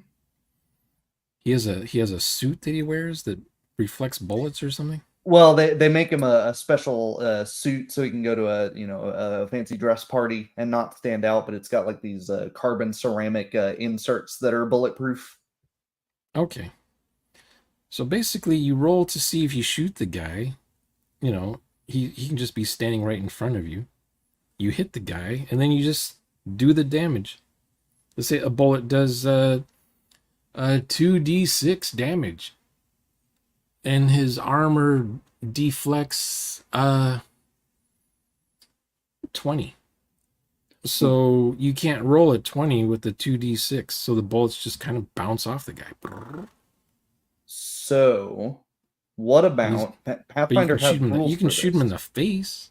Yeah, Pathfinder has rules for this. They have an optional rule, which is you can treat the armor you're wearing as damage resistance, which would work exactly like you said, but you would still have to hit AC. But the armor class now includes no armor. It's just dodging. So it's the name that's really stupid now in that situation. So you can I guess. split them up if you wanted to, and do I it like guess. you're suggesting. I guess what you could, if you wanted to, you could run it as you you roll a d20, add all your stuff, and subtract their armor class. That's a way you could think. That's Thaco. That's how Thaco works. Okay, go through the method in your Pathfinder. Go through the method for doing the maths and doing the die rolls, just to see if you shoot John Wick or not. Okay, you've already got your base attack bonus, your dexterity, everything that your character adds to the hit. You've already done all that math. Great. Okay. You roll your d20. We're just looking at AC's the threshold, the DC, whatever you want to call it. That's the number you're trying to hit. Okay. Okay. What'd you roll? You add that together. Did you hit at or above the AC? You damage him. Now roll damage. If you didn't, you failed to hit him. Be more flavorful than that, obviously, but yeah, that's it. Now, how do you? And then the critical is just based on either rolling a 1 or a 20. Mm-hmm. I use Pathfinder 2's crit rules because I think they're more interesting. So it's you only crit if you roll you only crit fail if you roll like 10 below the threshold. Otherwise, you're just screwing up totally 5% of the times, kind of goofy. Yeah, because everything I do is based on a difficulty level. That's what you're rolling for. Mm-hmm. And depending on how high above or below you roll from the difficulty level, that determines how critically good or how critically bad you were. There's like there's degrees of success. There's degrees of success. It's not just you hit the guy, you missed the guy. No, it's a lot more than that. It's like 6 or 7 degrees of difference. Yeah, and I think if you had that, you wouldn't want to be rolling as often as you do in a system like Pathfinder, but because it's quick, it's back and forth, It should be anyways. I don't know why the hell people can't run it like that. But here's the other But thing. With your game, let's say, Yeah. okay, you got your base stats or whatever, you add them Mhm. up, then you roll a d20, you add that to the d20, and then you see if it gets equal or above their AC. Mhm. Now what do you do? Let's Well, say mm. you succeed. Yep. Now what's the next thing you do? The damage? Yep. Roll damage plus plus whatever you have to roll damage, and damage. And what do you do after that? What's after that? That's it. They take the damage. Either they're still alive and they're How fighting do you they back, or take they're dead. how do they describe how they take the damage? How so? Do you mean how I would describe them taking damage, or the math about behind them we taking damage? I'll make it double hard. You narrate how the damage is done, and game wise, how do you keep track of the damage? Okay. There's a guy in full plate. You've successfully taken your knife and jammed it in between the voiders underneath his armpit, and he starts bleeding. He lets out a scream. Ah! Roll damage. And you roll with a dagger, you roll your d4, and you add your strength. Unless you have something special that lets you add dex. But whatever. That's if you have that. You've already written that down on your character sheet. You know what you need to roll. So you're adding twice now. You added for when you rolled the AC thing, and then you did some more math when you did the damage thing. Mm-hmm. Okay. Yeah, because you have your strength is adding how much you're damaging the guy. If you just go up and punch somebody, you add your strength to hit and your strength to damage with almost every melee weapon. That's I did not know that. Mm-hmm. It's been a few decades since I've played that game. Yeah, and then you add if you're two-handing, you add 1.5 times your strength. If you're power attacking, you add a +2 for every 4 base attack bonus you have, and now in your games, are you doing all the math, or are you letting the players do it? The player does the math. Everything that's character side, the player does the math already. If the player comes up to me and goes, okay, so DM, what do I need to add? It's like, okay, it's been our 3rd session. You're using the same knife you've used for 3 combats now. You don't know how much damage it's done. It's done 0. It's okay. So this guy you were talking about, he's got the full armor. He gets stabbed in the armpit. The guy rolls for damage. He adds his strength to it. Now what happens? I subtract that from himself. What does the player do? Who describes what that looks like? I do. Because technically, you kind of said that the guy stabs his knife and the guy goes, ah! And then you said, now roll for damage. Mm-hmm. Do you narrate the damage part? Or you just assume the guy's going to get damaged? Because you already said the guy goes, ah! Yeah. Because he's already taken damage. We know he takes damage because you hit him. Okay. And he doesn't have damage resistance. If he had damage resistance or something like that, I would narrate it more as you try to jam the knife in between his voiders, but you see the gleam of adamantine, and you realize that your knife, even through the thinnest part of his armor, is not going to go through that easily. Okay, so the guy rolls damage. Then what happens? Then the guy takes that amount of damage, and then it's So what does that look like in the game? He just kind of like he has chicken mark things on his hit points, or he starts erasing hit points, or he fills in the boxes of hit points, or no, I don't do. I'll keep it on like my notepad or something, and just be like 50, minus. He's got 38 hit points now, something like that. Okay, so you're using notepad. Now, why are you using hit points?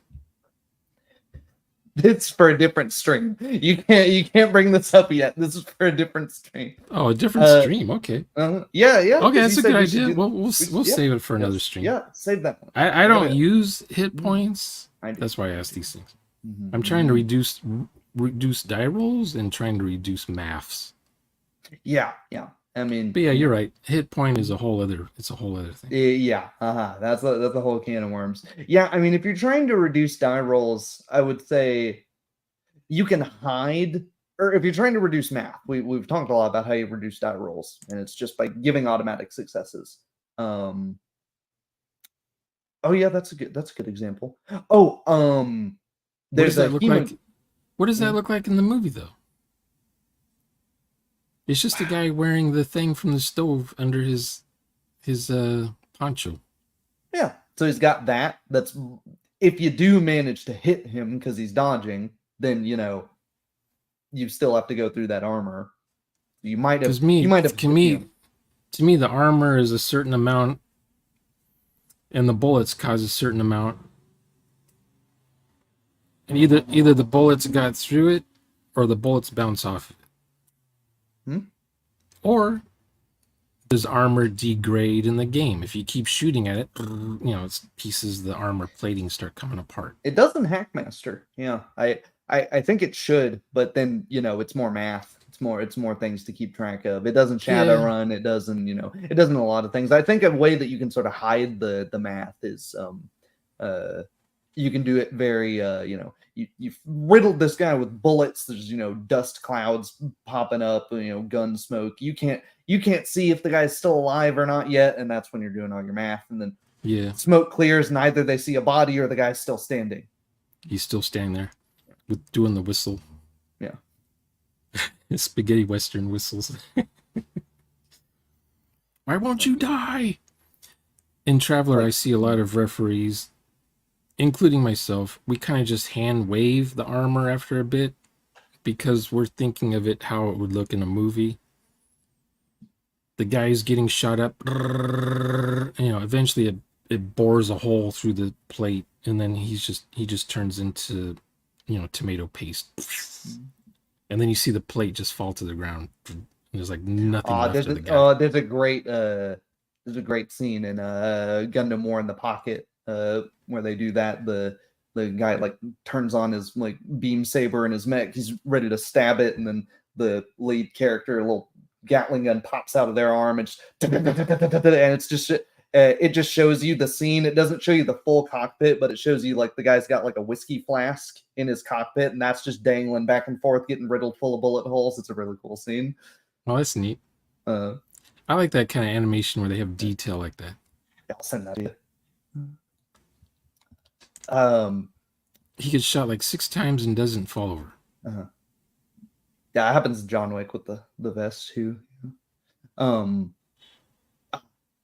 is John Wick bordering on fantasy, or is it totally realistic? Not even bordering. He falls off of like a 10-story building, like breaks his back in half on like one of those wrought iron balconies, and then is like somehow still alive like moments later. Really? Like you see it, and man, the filming is so good in that. I like audibly winced when I saw it. I was like, oh. I thought like, oh, that's the end of the movies. Then they just killed him, and then they like dragging him with a shopping cart, and it's like, come on.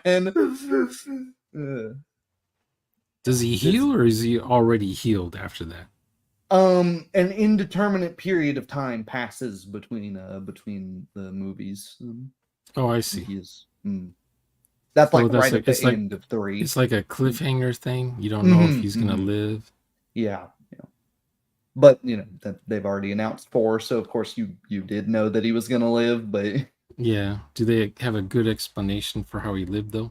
I haven't seen John Wick 4 actually, so I don't know. I will have to catch up to it. Well, everyone says they're all good. They are. I can't. I don't know if I can sit through a movie where they're just shooting and everyone's missing, and he's always shooting and they're missing. And how long do these they hit him scenes go for?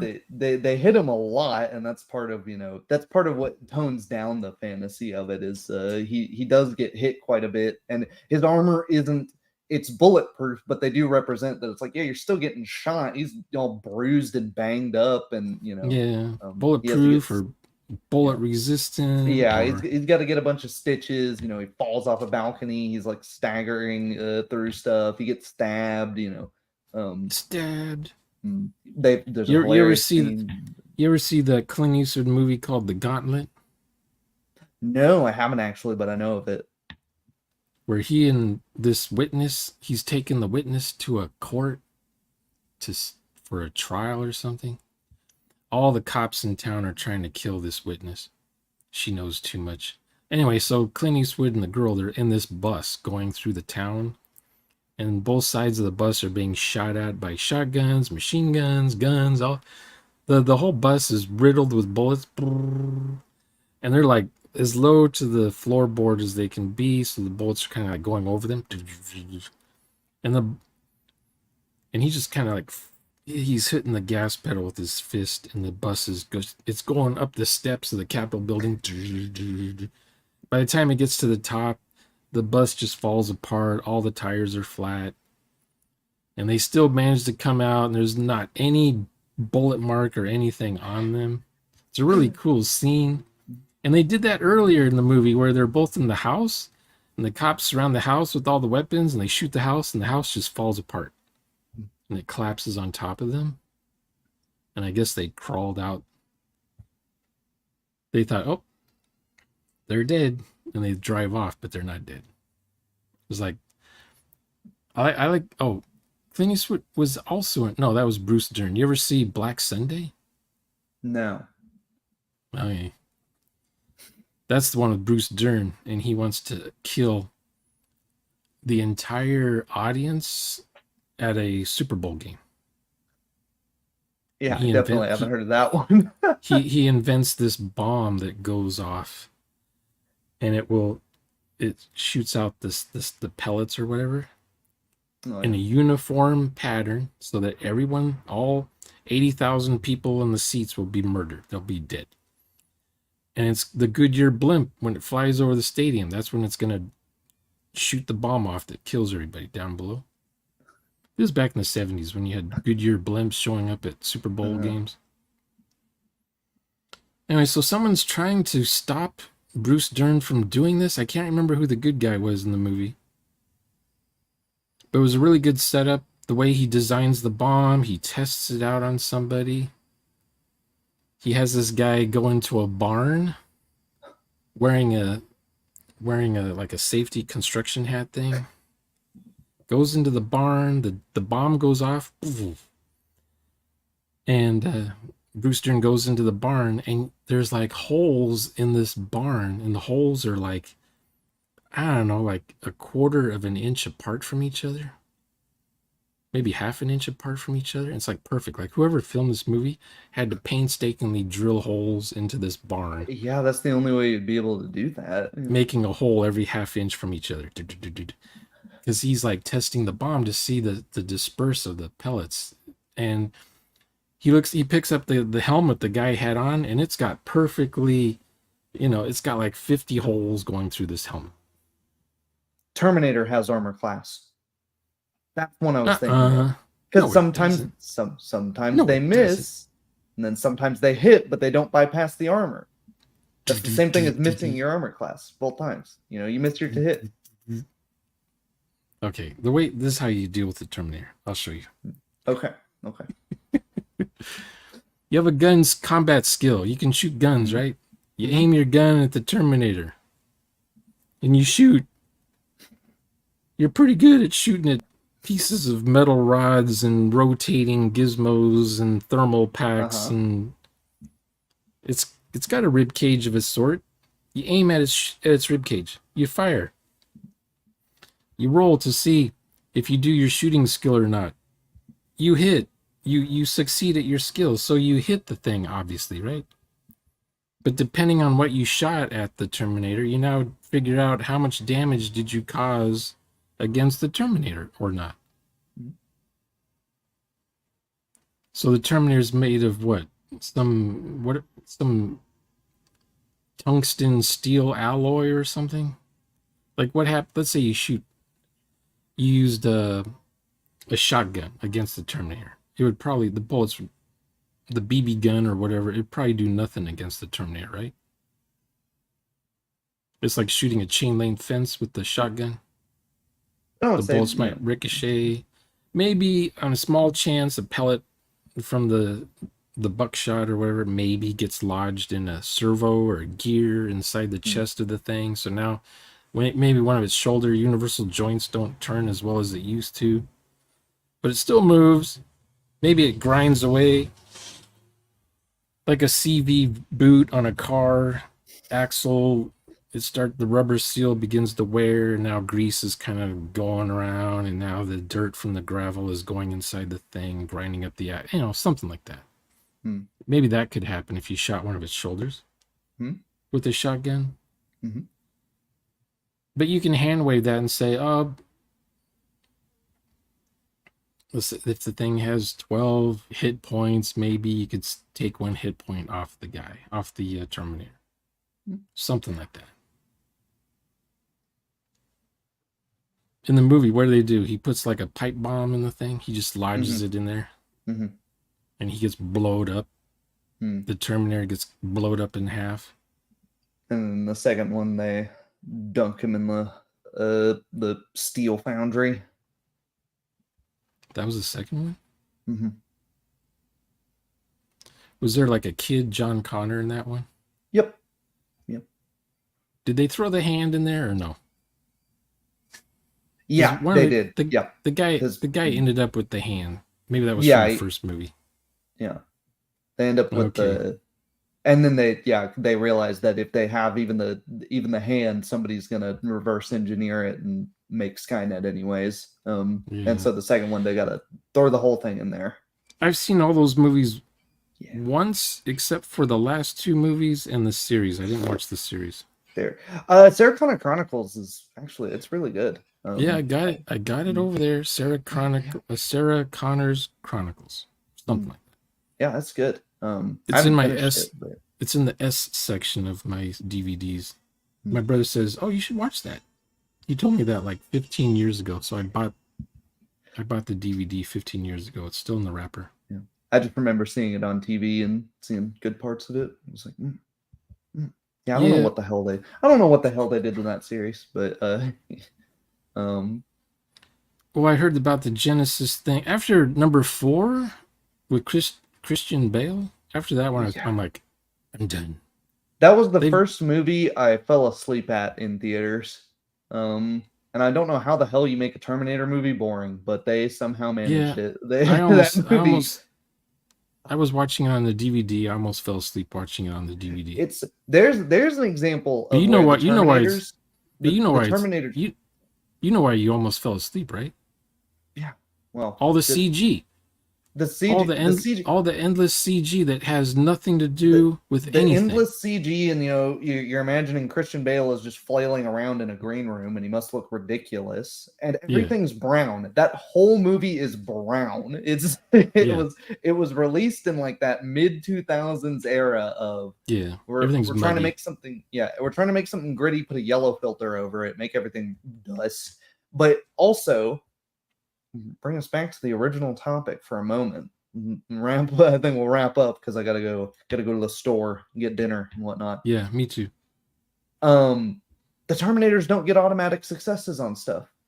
They creep up on Christian Bale, and what should the thing that's a 40-ton hydraulic press do? It should just kill him. Skull. But no, they like grab him by the collar and they like throw him. It's like, why are they doing that? There's like it was creature feature.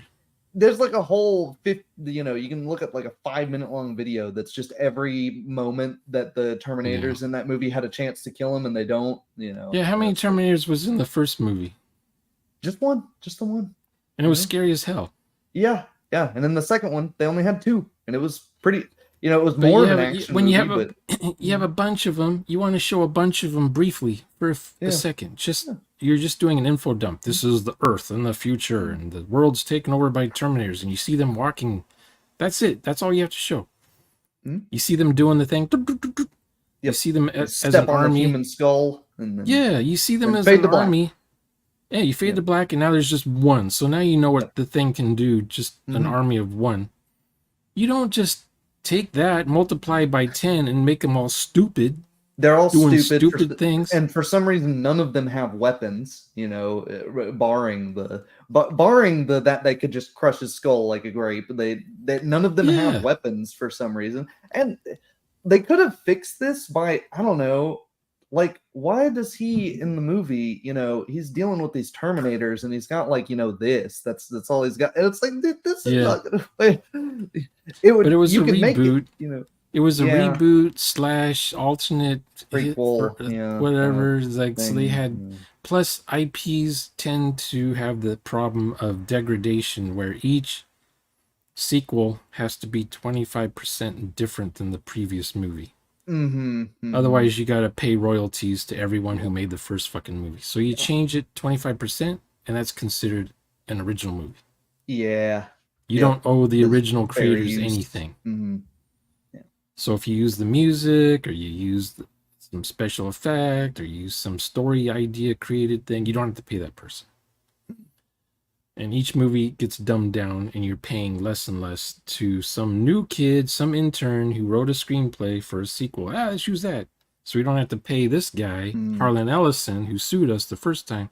We don't owe him any more money again for using Terminators in this movie. Yep, I forgot about that. Yeah. Star Trek does it. Star Wars does it.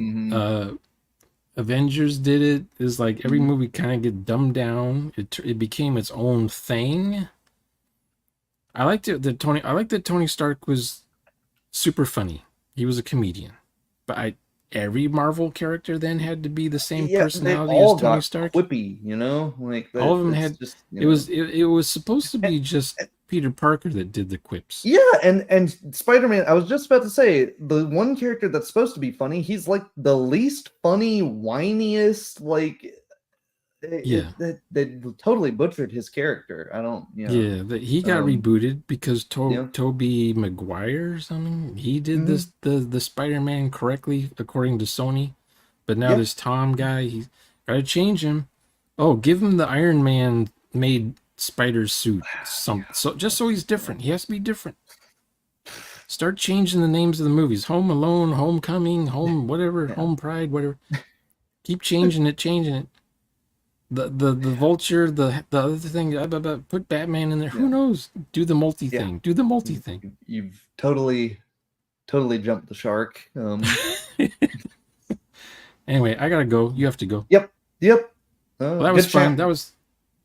The next one will be health points. Hit points. Yes. Hit points. That'll be fun. Bring up Terminator again. See you later, Tyler. See ya.